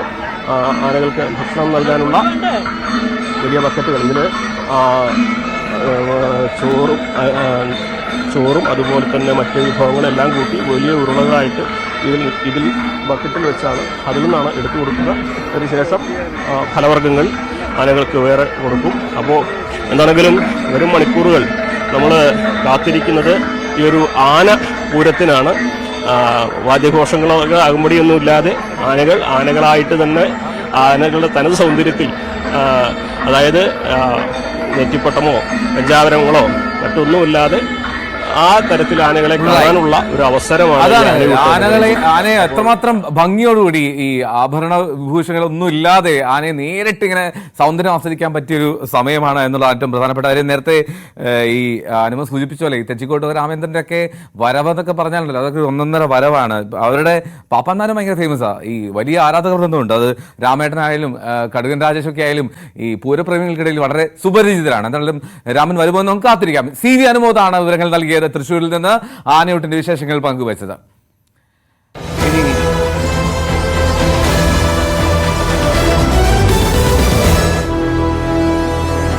ഇവിടെ നിന്ന് നിങ്ങളിതിന്റെ കോൺട്രാക്ട് ആണോ? അല്ലല്ലോ, പിന്നെ നിങ്ങൾ ഇത് മാറ്റാണ്ട് നോക്കുന്നതാണോ? ഇത് എത്ര ആളായിട്ട് ഇങ്ങനെ കിടക്കുകയാണ് ഇവിടെ? ഇത് കുറെ വർഷം കൊണ്ട് കിടക്കരുത്. അല്ല, ഈ ഒരു അവസ്ഥ നേരത്തെ ഇടയ്ക്കൊക്കെ നീക്കം ചെയ്യില്ല? ഇത് മഴ വന്നതിന് ശേഷം എന്താണ് ഇവിടുത്തെ ഈ കൗൺസിലർ മറ്റുമൊക്കെ എന്താണ് ചെയ്യുന്നത് ഇവിടെ? എല്ലാരും സഹായിക്കുന്നുണ്ട്. പിന്നെയും അത് ഈ കടക്കാരാണ് സഹായിക്കുന്നത്. ഈ അധികാരികളെല്ലാം ഓരോ ചെയ്യേണ്ട സമയങ്ങളിൽ ചെയ്യുന്നുണ്ട്. പിന്നെയും കടക്കാരെ കൊണ്ട് തള്ളുന്നുണ്ട്. ഇവിടെയുള്ള വ്യാപാര സ്ഥാപനം അത് അറിയാൻ പറ്റില്ല. രാത്രി ആകുമ്പോൾ ആട്ടയിൽ കൊണ്ട് തള്ളും. വീട്ടുകാരൊക്കെ ഇവിടെ എങ്ങനെയാ മാലിന്യങ്ങൾ? നിങ്ങൾ ഇവിടെ നാട്ടുകാരൊന്നുമല്ല, ഇവിടെ ആരും പോലും അറിഞ്ഞൂല. ഇവിടെ ഇത് ഇറക്കി വെച്ചേക്കുന്നത് എന്തിനാണത്? ഇത് വേസ്റ്റ് ഇവിടെ നിന്ന് ഇറക്കി പറക്കുകയും ചെയ്യും. അവിടുന്ന് ശേഖരിച്ചു വെച്ചേക്കുന്നത്. അതെ, വലിയ ചാക്കുകൾ പോവാതിരിക്കാൻ വേണ്ടി ഇവിടെ എടുത്ത് വെച്ചു. ഇതിന് എത്ര ആൾ സമയത്തിനൊക്കെ മാറ്റും? അത് കോർപ്പറേഷൻ ഉടനെ മാറ്റും. എല്ലാ ദിവസം മാറ്റും. മഴയാണ്ടാണ് ഇപ്പൊ മാറ്റാം. നിങ്ങൾ ഇത് കണ്ടിട്ട് ഇറങ്ങി മാറ്റാണോ ശ്രമിച്ചാണോ? അതെ. അദ്ദേഹം നാട്ടുകാരൻ എന്നാണ് പറയുന്നത്. ഏതായാലും ഇത് കണ്ടിട്ട് അല്പമെങ്കിലും വെള്ളം ഒഴുകി പോകട്ടെ എന്ന് കരുതി ശ്രമിച്ചതാണ്. ഏതായാലും എത്ര മണിക്കൂറുകൾ പ്രയത്നിച്ചാലാകും ഒരുപക്ഷെ ഇവിടെ നിന്ന് ഈ മാലിന്യം നീക്കാനാകുക? ഇന്ന് നീക്കിയാൽ ഒരുപക്ഷെ കുറച്ച് സമയത്തേക്ക് അതിങ്ങനെ കിടക്കുമായിരിക്കും. പക്ഷേ അടുത്ത ദിവസങ്ങളിൽ അദ്ദേഹം പറഞ്ഞ പോലെ ഈ വ്യവസായികൾ, ഇവിടുത്തെ വ്യാപാര സ്ഥാപനങ്ങൾ വലിയ രീതിയിൽ ഇവിടെ കൊണ്ട് മാലിന്യങ്ങൾ നിക്ഷേപിക്കുന്ന ഒരു വീട്ടിലുണ്ടാകുന്ന മാലിന്യങ്ങൾ മാത്രമേ നമുക്ക് കാണാനാകും. ചാക്കുകളിൽ കെട്ടിയാണ് മാലിന്യം കൊണ്ട് ഈ ആമിഴഞ്ചാൻ തോടിന്റെ കൈവഴികളിലേക്ക് തള്ളുന്നത്. അതാണ് ഇത്രയധികം വലിയ രീതിയിൽ ഒരു മാലിന്യമല തന്നെ ഇവിടെ ഉണ്ടാകാനുള്ള കാരണം ഇതാണ്. എന്തൊക്കെ ചെയ്താലും ഈ മാലിന്യമല മാറ്റാതെ ഈ വെള്ളത്തിന്റെ ഒഴുക്ക് നേരെ പോകില്ല. വെള്ളത്തിന് സുഗമമായി ഒഴുകാൻ ഇവിടെ ഉള്ള ചെന്നൈ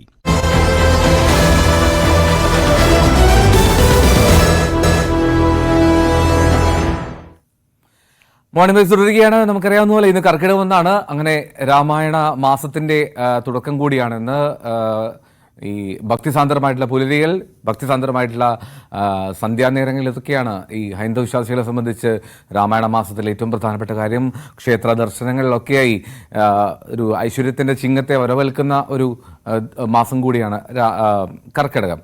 അപ്പോൾ രാമനാമ ജപവും രാമായണശീലികളും നിറയുന്ന രാമായണ മാസത്തിന് തുടക്കമാകുമ്പോൾ ഭാഷാപിതാവ് തുഞ്ചത്ത് രാമാനുജൻ എഴുത്തച്ഛൻ്റെ ജന്മഭൂമിയായിട്ടുള്ള തിരൂർ തുഞ്ചൻ പറമ്പിലും ഒരുക്കങ്ങൾ പൂർണ്ണമാണ്. രാമായണ പാരായണം, മലയാള സാഹിത്യ ലോകത്തെ പ്രമുഖർ പങ്കെടുക്കുന്ന രാമായണം അടിസ്ഥാനമാക്കിയുള്ള പ്രഭാഷണങ്ങൾ തുടങ്ങി പോയ തവണത്തേക്കാൾ അതിഗംഭീരമായാണ് തുഞ്ചൻ പറമ്പ് ഇത്തവണ രാമായണ മാസം ആചരിക്കാൻ പോകുന്നത്.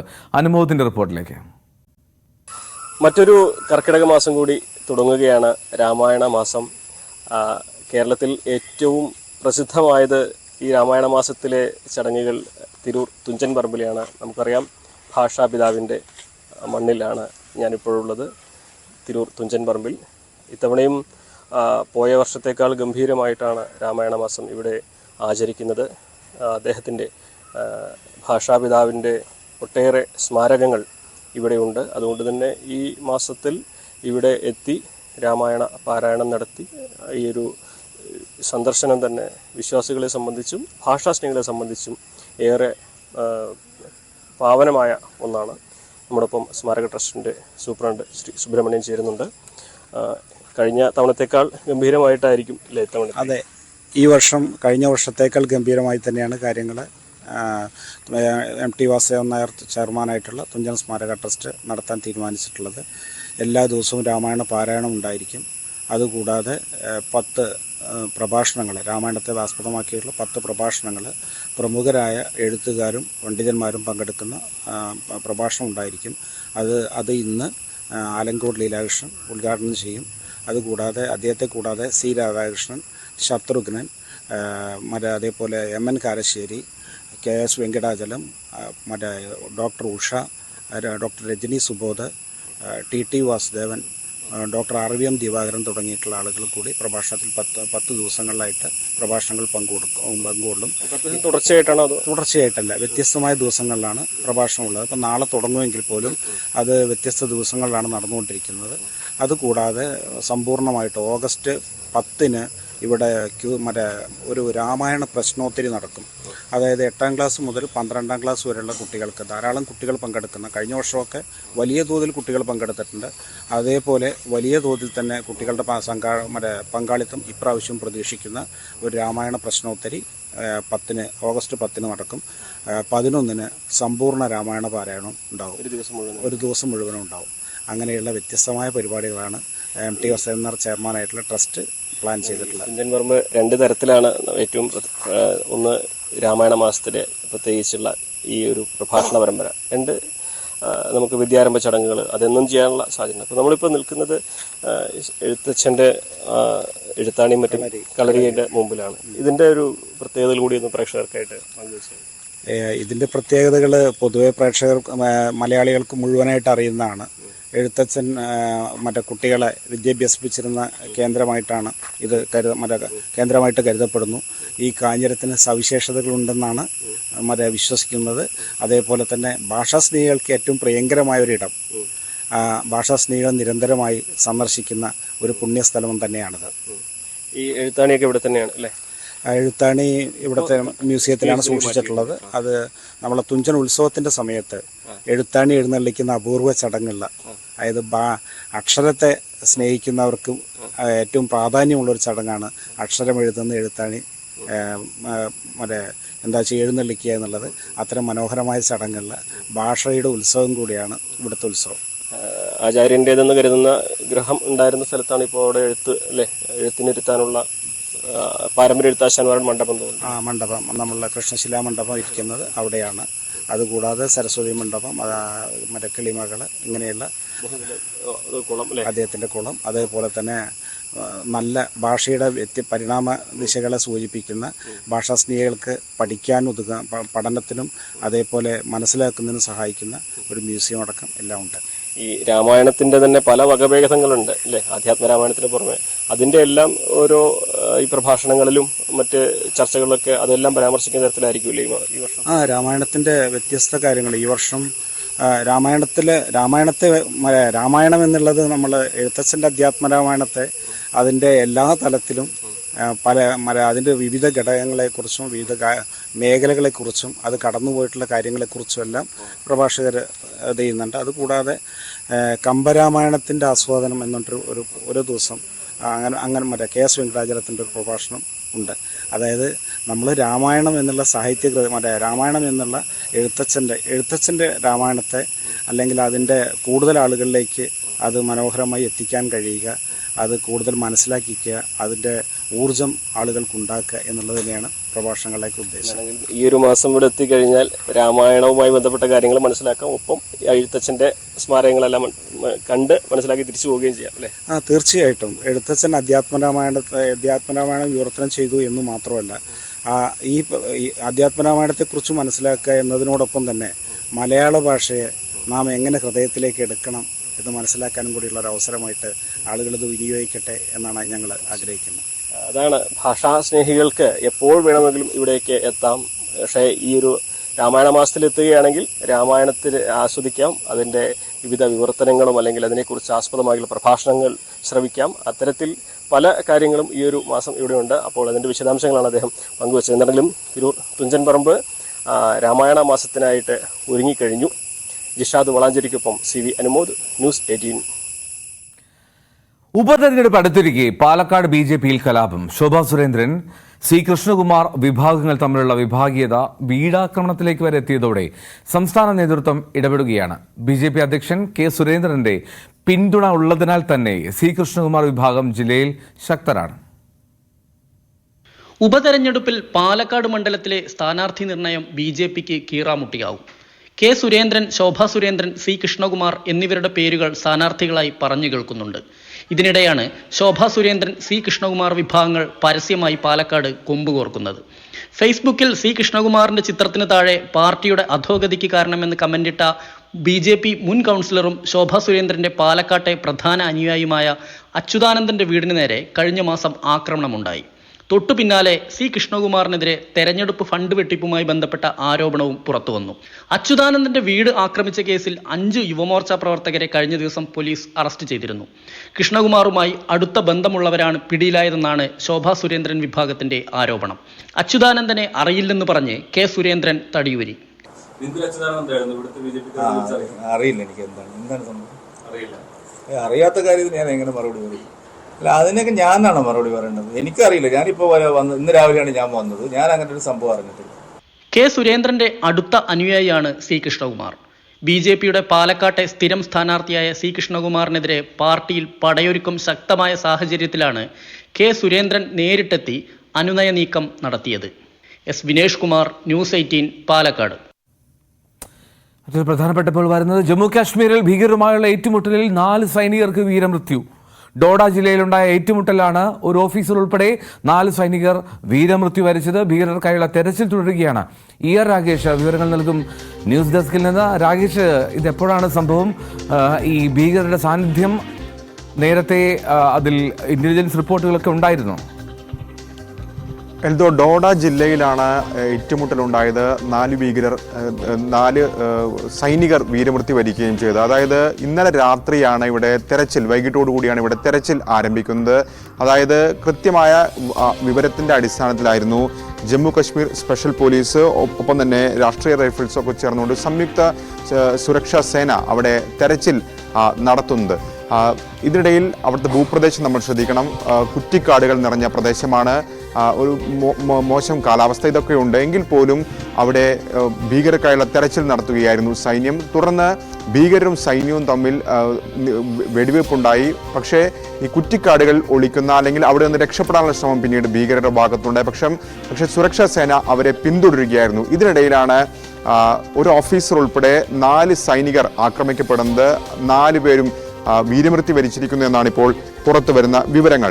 ഏതായാലും ജമ്മു കശ്മീർ മൊത്തത്തിലെടുക്കുകയാണെങ്കിൽ സാധാരണഗതിയിൽ കശ്മീർ താഴ്വരയിൽ അല്ലെങ്കിൽ കശ്മീർ മേഖലയിലാണ് സാധാരണ ഏറ്റവും കൂടുതൽ ആക്രമണങ്ങൾ ഉണ്ടാകാറുള്ളതെങ്കിൽ സമീപകാലം, പ്രത്യേകിച്ച് ഈ ലോക്സഭാ തെരഞ്ഞെടുപ്പിന് ശേഷമുള്ള ഒരു കാലം എടുക്കുകയാണെങ്കിൽ ജമ്മുവിലേക്ക് കൂടുതൽ കേന്ദ്രീകരിക്കുന്നു ഭീകരർ എന്ന് കാണാൻ കഴിയും. കാരണം കഴിഞ്ഞ കുറച്ച് നാളുകളുടെ കണക്കെടുക്കുകയാണെങ്കിൽ 7 തവണയാണ് ജമ്മു കശ്മീരിൽ ഭീകരാക്രമണം ഉണ്ടായത്. പക്ഷേ കശ്മീരിൽ അത് ഒരെണ്ണം മാത്രമാണ് ഉണ്ടായത്. അപ്പോൾ സ്വാഭാവികമായും ജമ്മു കശ്മീർ ഭീകരർ തമ്പടിക്കുന്നു എന്ന തരത്തിലുള്ള അല്ലെങ്കിൽ അത്തരം റിപ്പോർട്ടുകൾ ശരിവെക്കുന്ന തരത്തിലേക്കാണ് കാര്യങ്ങൾ പോകുന്നത്. ഏതായാലും ഡോഡയിൽ ഈ പ്രദേശത്ത് കൂടുതൽ ഭീകരരുണ്ട് എന്ന നിഗമനത്തിൽ തന്നെയാണ് സുരക്ഷാ സേനയുള്ളത്. കൂടുതൽ സംഘം അവിടേക്ക് തിരിക്കുകയും ചെയ്തിട്ടുണ്ട്. ഇവർക്കുള്ള തെരച്ചിൽ തുടരുകയാണ്. എൽദോ.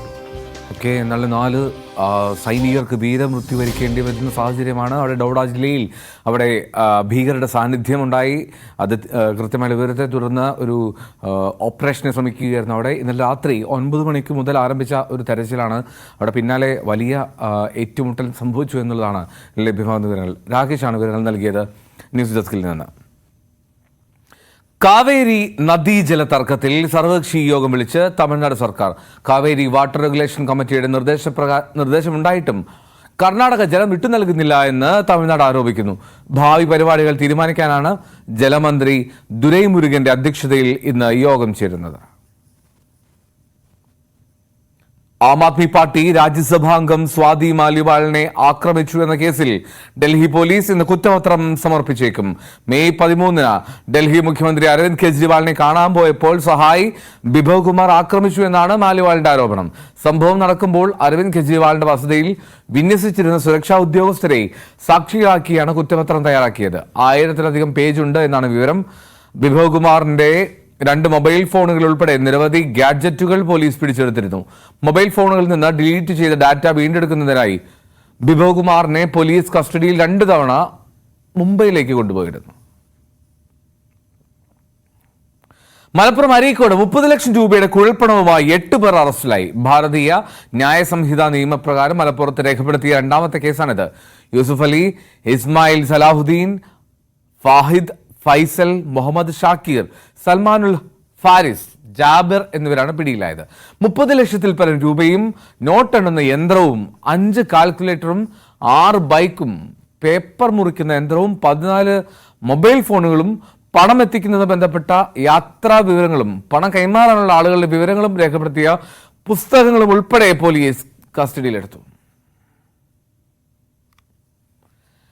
നാദാപുരം തലശ്ശേരി സംസ്ഥാനപാതയിൽ കാറ് തലകീഴായി മറിഞ്ഞു.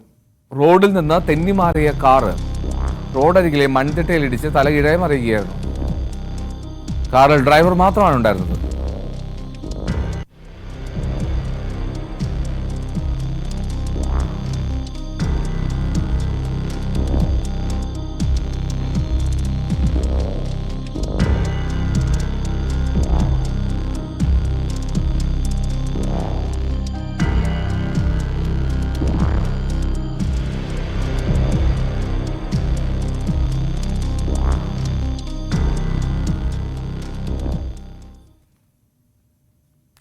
സംസ്ഥാനത്ത് മഴ അതിശക്തമാണ്.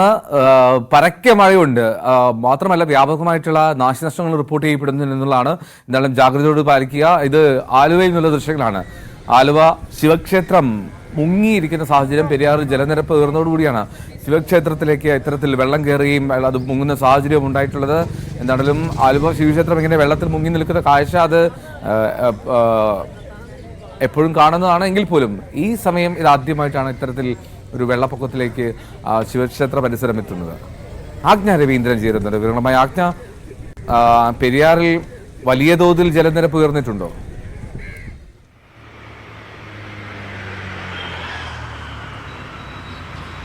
അതെയല്ലോ, അതുകൊണ്ട് കൊച്ചിയിൽ അതിഭീകരമായ മഴ എന്ന് പറയാൻ പറ്റില്ല. കാരണം ഒറ്റപ്പെട്ട മഴകളാണ് ഇന്നലെ മുതൽ ഉണ്ടായിട്ടുള്ളത്. പക്ഷെ പെയ്യുന്നത് 2-3 മിനിറ്റ് നിൽക്കുകയും ആ ഒരു പെയ്ത്തിൽ തന്നെ വലിയ വ്യാപ്തിയോടുകൂടി വെള്ളം വീഴുകയും ചെയ്യുന്ന ഒരു മഴയായിരുന്നു കഴിഞ്ഞ 2 ദിവസമായി തന്നെ പെയ്യുന്നത്. പക്ഷേ ഇന്നലെ അത് കുറച്ച് കൂടുതലായിരുന്നു. എന്നിരുന്നാൽ പോലും ഈ നേരത്തേതുപോലെ വെള്ളക്കെട്ടുണ്ടാക്കുന്നതോ അതല്ലെങ്കിൽ അത്ര വലിയ ആപത്തുകൾ ഉണ്ടാക്കുന്ന മഴയൊന്നും കഴിഞ്ഞ ദിവസങ്ങളിൽ കൊച്ചിയിൽ പെയ്തില്ല. പക്ഷേ പെരിയാറിൽ ഇടുക്കിയിൽ നല്ല മഴയുണ്ട്. ഒരുപക്ഷെ ഇടുക്കിയിലും കൂടി പെയ്ത അല്ലെങ്കിൽ മലയോര മേഖലകളിൽ പെയ്ത മഴ കൂടി ആയിരിക്കാം പെരിയാറിലേക്ക് ഇത്രയേറെ ജലനിരപ്പ് ഉയരാൻ കാരണമായത് എന്നാണ് മനസ്സിലാക്കാൻ കഴിയുന്നത്. എന്തായാലും ആലുവ മണപ്പുറം പൂർണ്ണമായും മുങ്ങി നിൽക്കുന്ന കാഴ്ചയാണ് ദൃശ്യങ്ങളിൽ കാണാം.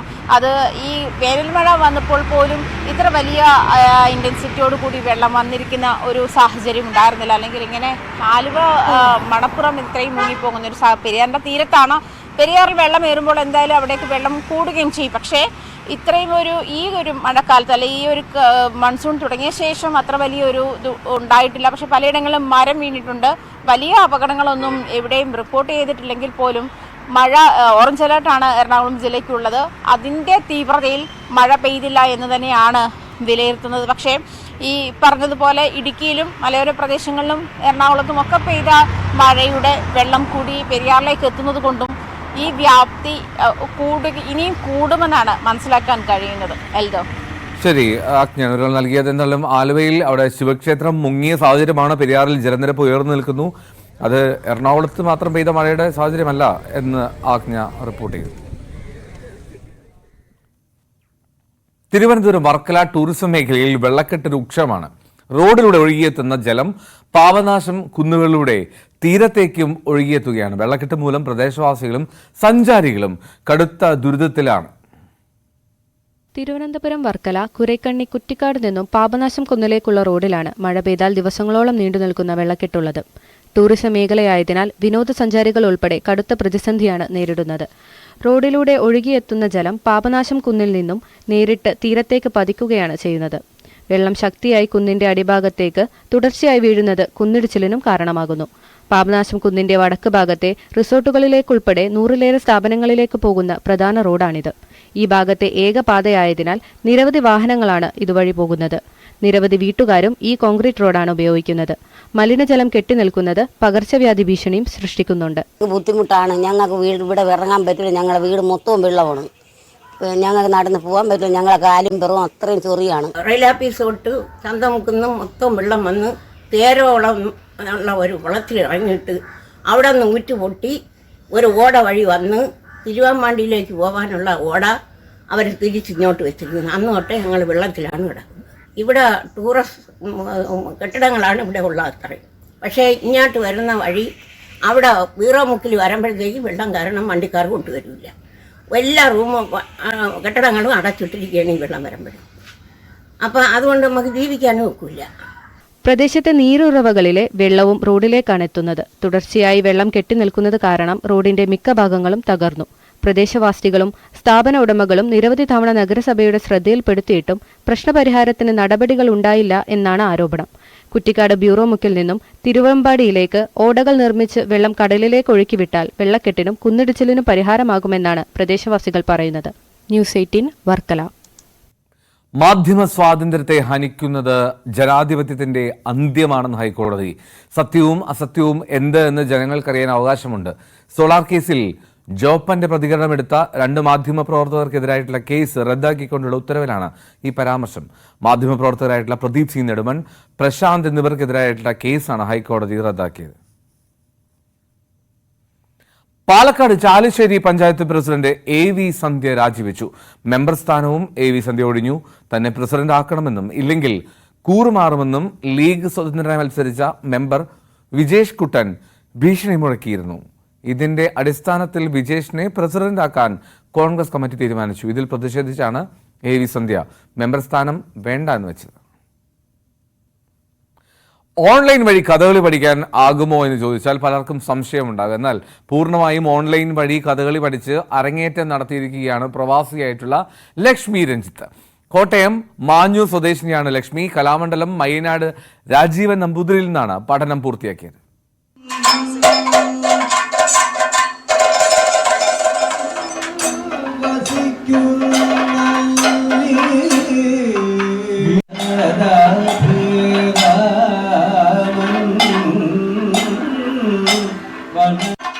ഗുരുമുഖത്ത് നിന്ന് തന്നെ അഭ്യസിച്ചാൽ ഏറെ ശ്രമകരമായ കല. കഥകളിയെ ഓൺലൈൻ വഴി കരസ്ഥമാക്കിയ ലക്ഷ്മി രഞ്ജിത്ത് പുതിയൊരു അധ്യായമാണ് കുറിച്ചത്.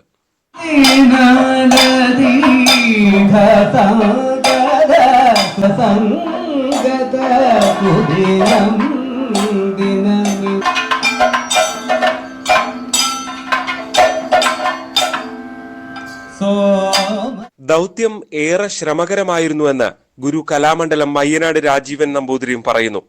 പരിമിതികൾ ഏറെയുണ്ട്. കഥകളി പഠിക്കാൻ വല്ലാതെ ആഗ്രഹിക്കുന്നവർക്ക് ഇതൊരു വഴിയാണെന്ന് മാത്രം. ആഗ്രഹം പറഞ്ഞവരോടൊക്കെ ഞാൻ പറഞ്ഞത് ശ്രമിക്കാമെന്ന് മാത്രമേ ഉള്ളൂ. കാരണം എനിക്കും വലിയ ടെക്നിക്കലായിട്ട് വലിയ പരിചയമുള്ള ആളല്ല.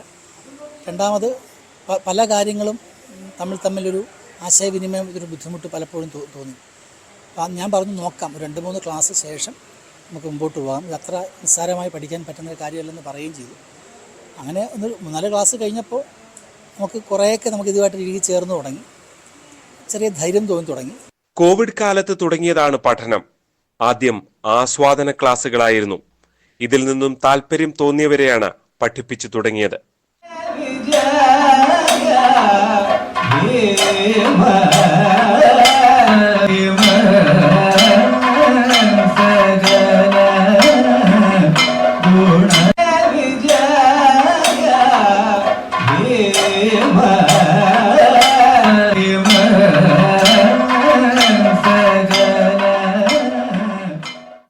കഥകളി അങ്ങനെ നടക്കില്ല.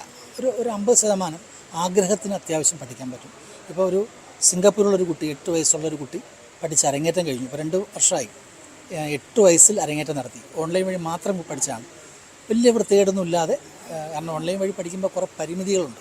ശരീരവും കൈയും കാലമൊക്കെ അത്ര വൃത്തിയായിട്ട് ചെയ്യാൻ പറ്റുന്ന രീതിയിൽ. പക്ഷേ പരമാവധി അതൊക്കെ തീർത്തുകൊണ്ട് തന്നെ ഒപ്പം തന്നെ ഒരു ബാംഗ്ലൂരിലുള്ളൊരു അച്യുത് എന്നൊരു കുട്ടിയുണ്ട്. ആ കുട്ടിയും ഇത് ഓൺലൈൻ വഴി പഠിച്ചിട്ട് അരങ്ങേറ്റം കഴിഞ്ഞു. ഇപ്പോൾ 2 വർഷം കഴിഞ്ഞു. ലക്ഷ്മിയുടെ പിതാവ് മാഞ്ഞൂർ ഓമനക്കുട്ടനും കഥകളി നടനായിരുന്നു. കഥകളി പഠിക്കണമെന്ന് 9ാം ക്ലാസ്സിൽ തുടങ്ങിയ ആഗ്രഹം ഇപ്പോഴാണ് നടന്നതെന്നു മാത്രം. കോട്ടയം കളിയരങ്ങാണ് തിരുനക്കര തൃക്കൈക്കാട്ട് സ്വാമിയാർ മഠത്തിൽ ശിഷ്യയ്ക്കും ഗുരുവിനും സന്താനഗോപാലം ഒരുമിച്ച് കളിക്കാൻ വേദിയൊരുക്കിയത്. കൃഷ്ണവേഷത്തിലാണ് ലക്ഷ്മി അരങ്ങിലെത്തിയത്. G Sreejith, news 18 Kottayam. അമേരിക്കയിലെ വിദ്യാർത്ഥികൾക്ക് ഓൺലൈനായി AI ക്ലാസ് എടുത്തു നൽകി താരമാവുകയാണ് 14കാരൻ. സ്വന്തമായി നിർമ്മിച്ച റോബോട്ടുമുണ്ട് സഹായിയായി. ഇടപ്പള്ളി സർക്കാർ സ്കൂളിലെ 10ാം ക്ലാസ്സുകാരൻ റൗൾ ജോൺ അജുവിന്റെ വിശേഷങ്ങൾ കാണാം ഇനി മോർണിംഗ് വൈബ്സിൽ. പുറത്തൊക്കെ പോയപ്പോ എല്ലാവർക്കും ലൈക് ക്ലബ് ഹൗസ് എന്ന് പറഞ്ഞ ഒരു ആപ്പാണ്. നമുക്ക് വേൾഡിൽ ആരുടെ അടുത്ത് വേണേൽ സംസാരിക്കാം. ഈ 2020 കോവിഡിന്റെ സമയത്തൊക്കെ 6 വർഷമായി റൗളിന് ടെക്നോളജിയോട് ഇഷ്ടം തുടങ്ങിയിട്ട്. ക്ലബ് ഹൗസിൽ നിന്നും ആർട്ടിഫിഷ്യൽ ഇന്റലിജൻസിന്റെ സാധ്യതകളെക്കുറിച്ച് പഠിച്ചു. അവിടെ നിന്ന് അമേരിക്കയിലെ വിദ്യാർത്ഥികൾക്ക് ക്ലാസ് എടുക്കുവാനും തുടങ്ങി. സത്യം പറഞ്ഞാൽ AI മാത്രമല്ല, ആദ്യം എനിക്ക് ടെക്നോളജി നല്ല ഇഷ്ടമായിരുന്നു. പക്ഷെ അതായിട്ട് ടെക്നോളജി എല്ലാം കുറെ കണ്ടു കഴിഞ്ഞപ്പോൾ വിചാരിച്ച് അടുത്തത് എന്താ വരാൻ പോകുന്നത്. അപ്പം ഫ്യൂച്ചർ ടെക്കാണ് എനിക്ക് ബ്രോഡായിട്ട് ഇഷ്ടം. AI, crypto currency, block chain, അങ്ങനെ ഓരോ കാര്യങ്ങളുണ്ടല്ലോ. അപ്പം എല്ലാം എനിക്കിഷ്ടമാണ്. അതൊരു 6-7 വർഷമായി എനിക്ക് ഓവറോൾ ടെക്നോളജിയും എല്ലാം എനിക്കിഷ്ടമല്ലേ. എനിക്ക് ഗൂഗിൾ എന്താന്ന് പറഞ്ഞാൽ അറിയാത്ത ആളും അതില്ല. എനിക്ക് ഇവിടെ വരെ എത്താൻ പറ്റി. ആ ഒരു എന്താ ഞാൻ ഈ ക്ലബ് ഹൗസ് തന്നെ ആപ്പും അവിടെ നിന്ന് കുറേ നോളജ് കിട്ടിയതും യൂട്യൂബും അവിടെ നിന്നെല്ലാം. പിന്നെ പഠിക്കുമായിട്ട് ഇത് കാണത്തില്ലേ ഒക്കെ പഠിക്കുന്നത്. എനിക്ക് ജസ്റ്റ് ഇത് ഇഷ്ടമാണ്. അപ്പം ഇങ്ങനെ ആദ്യം കമ്പ്യൂട്ടർ ഗെയിം പോലെ രൂപപ്പെടുത്തിയ റോബോട്ട് പിന്നെ AI-യുടെ സഹായത്തോടെ ജീവനും നൽകി. CBSE സ്കൂളിൽ പഠിച്ച അജു ഇടപ്പള്ളിയിലെ സർക്കാർ വൊക്കേഷണൽ ഹയർ സെക്കൻഡറി സ്കൂളിലേക്ക് മാറാൻ കാരണവുമുണ്ട്. കുറേ ഫ്രണ്ട്സ് എല്ലാവരും എന്നെ സപ്പോർട്ട് ചെയ്യും. ടീച്ചേഴ്സ് നല്ല സപ്പോർട്ടീവാണ്. എക്സ്ട്രാ കരിക്കുലർ ആക്ടിവിറ്റീസ് ഉണ്ട്. പഠിത്തം മാത്രമല്ല, സ്കിറ്റ്സ്, അങ്ങനെ കുറേ കാര്യമുണ്ട്. എനിക്ക് ഈയിടതല്ലെങ്കിൽ എനിക്ക് ആക്ടിങ് ചെയ്യാൻ ഇഷ്ടമാണ്. പിന്നെ അങ്ങനെ കുറേ കാര്യങ്ങൾ എനിക്ക് മാരത്തോണോടും 14 കിലോമീറ്റേഴ്സ് 10 കിലോമീറ്റർ എൻ്റെ കൂടെ ഭരതനാട്യമുണ്ട്, അത് ഞാൻ ചെയ്യും. അങ്ങനെ കുറേ കാര്യങ്ങൾ എനിക്ക് എക്സ്ട്രാ കരിക്കുലർ ആക്ടിവിറ്റീസ് അവിടെ നിന്ന് ചെയ്യാനും പറ്റി. ഒബ്വിയസ്ലി എൻ്റെ അപ്പയും കുറേ അതിന് വേണ്ടി സപ്പോർട്ട് ചെയ്തു. പക്ഷേ സ്കൂൾ തന്നെ അതൊരു വലിയ റോൾ പ്ലേ ചെയ്തു. സ്റ്റേറ്റിൽ ക്വസ്റ്റ്യൻസ് ചോദിക്കുമ്പം കോൺസെപ്റ്റ് വെച്ചിട്ടാണ് ചോദിക്കുന്നത്. ഈ ടെക്സ്റ്റ് ബുക്കിൽ നിന്ന് നേരെ ക്വസ്റ്റ്യൻ പരീക്ഷയിൽ ചോദിക്കാതെ ഇപ്പോൾ ഫോട്ടോസിന്തസിസ് എന്താണെന്നായിരിക്കും ടെക്സ്റ്റ് ബുക്കുള്ള സെയിം ക്വസ്റ്റ്യൻ പരീക്ഷയിൽ വയ്ക്കുന്നത്. പക്ഷേ സ്റ്റേറ്റിനകത്ത് how does the plant get the energy, ആ പ്ലാന്റിൽ എങ്ങനെ എനർജി വരുന്നത്, സൺലൈറ്റ്. അപ്പം അതൊരു ഡിഫറൻസ് ഇല്ലേ. കോൺസെപ്റ്റ് ആയിരിക്കും സ്റ്റേറ്റിൽ ചോദിക്കുന്നത് കൂടുതൽ ഞാൻ നോട്ടീസ് ചെയ്തിട്ടുള്ള. ലൈക്ക് ഞാനിപ്പം ഫുൾ സ്റ്റേറ്റിനുള്ള ഞാൻ സംസാരിക്കുന്നത്. ഞാൻ എൻ്റെ സ്കൂളിൻ്റെ കാര്യം, എനിക്ക് വേറെ സ്റ്റേറ്റ് അറിയത്തില്ല. ബട്ട് എൻ്റെ സ്കൂളിൽ ചോദിക്കുമ്പോൾ എടുക്കും. സോഷ്യൽ മീഡിയ ഇൻഫ്ലുവൻസർ കൂടിയാണ് റൗൾ. ഇടപ്പള്ളി അമൃതനഗറിലെ IT പ്രൊഫഷണലുകളായ അജു ജോസഫിന്റെയും ഷേബയുടെയും ഏക മകനാണ്. കുട്ടികൾക്ക് ഫോൺ നൽകരുതെന്ന് പറയുന്ന മാതാപിതാക്കളോട് റൗളിന്റെ അച്ഛന് പറയാനുള്ളത് ഒന്ന് മാത്രം. പിള്ളേര് മൊബൈൽ ഉപയോഗിക്കണം. കാരണം നമ്മുടെ ഭാവിയിൽ മൊബൈലും അതിന്റെ ലേറ്റർ ആയിട്ടുള്ള ടെക്നോളജിയാണ്. അത് മാറ്റി വെക്കണം. നിങ്ങൾ നിങ്ങളുടെ പിള്ളേരെ തന്നെ മാറ്റി പുറമോട്ട് വെക്കുവാണ്. പിന്നെ പിള്ളേർ ഇതിൻ്റെ അകത്ത് ആവശ്യമില്ലാത്ത കാര്യങ്ങൾ കാണും എന്ന പേടിയുണ്ടെങ്കിൽ നിങ്ങൾ മോണിറ്റർ ചെയ്യണം. അവരെ പറഞ്ഞു കൊടുക്കണം, ഇങ്ങനെ ഇത് ചെയ്താൽ ഇതാണ് പ്രശ്നം. കാരണം സ്പെഷ്യലി ഇതുപോലുള്ള type education, specially sex education എന്ന് പറയുന്ന കാര്യങ്ങൾ പിള്ളേർ അറിഞ്ഞിരിക്കേണ്ടതാണ്. അവരെ പഠിപ്പിച്ചു കൊടുക്കണം. അല്ലെങ്കിൽ ഇച്ചിരി ഭാവിയിലോട്ട് പോകുമ്പോൾ അവർക്കറിയത്തില്ല എന്താണ് ചെയ്യേണ്ടത് ജീവിതത്തിൽ. അപ്പം ആ ഒരു കാര്യങ്ങളൊക്കെ പറഞ്ഞു കൊടുത്തു. തനിക്ക് കഴിയുന്നത് പോലെ ലോകത്തിലുള്ളവരെ സഹായിക്കുവാനും ഏതെങ്കിലും മാറ്റങ്ങൾ വരുത്തുവാനും കഴിയണമെന്നാണ് ഈ കൊച്ചുമിടുക്കന്റെ ആഗ്രഹം. ന്യൂസ് 18 കൊച്ചി. മിടുക്കനാണ് അവൻ, റൗൾ ജോൺ അജു. എന്നാലും അവന് ഇല്ലാത്ത കാര്യങ്ങളൊന്നുമില്ല. അതിൽ സ്പോർട്സ് ഉണ്ട്, ആർട്സ് ഉണ്ട്, ടെക്നോളജി ഉണ്ട്, പഠിത്തത്തിലൊക്കെ എങ്ങനെ വേണം കുട്ടികളായാലെന്നൊക്കെ പറയേണ്ടി വരും. കാരണം ഈ പറഞ്ഞ പോലെ ഈ സാങ്കേതിക വിദ്യയുമായിട്ടൊക്കെ ചേർന്ന് നമ്മുടെ കുട്ടികൾ വളരട്ടെ. അപ്പം എല്ലാവിധ ആശംസയും റൗൾ മോനെ, വലിയൊരു ഭാവി ഉണ്ടാകട്ടെ റൗളിന്. അപ്പോൾ മോർണിംഗ് വെബ്സിന്റെ സമയം ഏതാണ്ട് പൂർത്തിയാകാൻ പോവുകയാണ്. ഇന്ന് നിരവധിയായിട്ടുള്ള വാർത്തകൾ നമ്മൾ ഇനിയും പ്രതീക്ഷിക്കുന്നു. മഴ ഉണ്ട് സംസ്ഥാനത്തുടനീളം. അപ്പോൾ വളരെ കൃത്യമായി ജാഗ്രതയോടുകൂടി ഓരോ കാര്യങ്ങൾക്ക് ഇറങ്ങുക, കരുതലോടുകൂടി മുന്നോട്ട് പോവുക. ഈ ഒരുപാടിടങ്ങളിൽ മരം കടപുഴുകി വീഴുന്ന സാഹചര്യം, ചെറിയ തോതിൽ മണ്ണിടിയുന്ന സാഹചര്യം ഒക്കെ ഉണ്ട്. അപ്പോൾ അതുകൊണ്ട് സൂക്ഷിച്ചൊക്കെ ഡ്രൈവ് ചെയ്യാൻ പോവുക. മലയോര മേഖലയിലേക്കുള്ള യാത്ര പരമാവധി കുറയ്ക്കുകയും നിയന്ത്രിക്കുകയും ഒക്കെ ചെയ്യുക. അപ്പോൾ എന്തായാലും മോർണിംഗ് വെബ്സ് ഇവിടെ പൂർത്തിയാക്കുന്നു. വീണ്ടും നാളെ കൂടുതൽ വാർത്തകൾ, വർത്തമാനങ്ങൾ, വിശേഷങ്ങളൊക്കെ നമുക്ക് ചേരാം. നമസ്കാരം.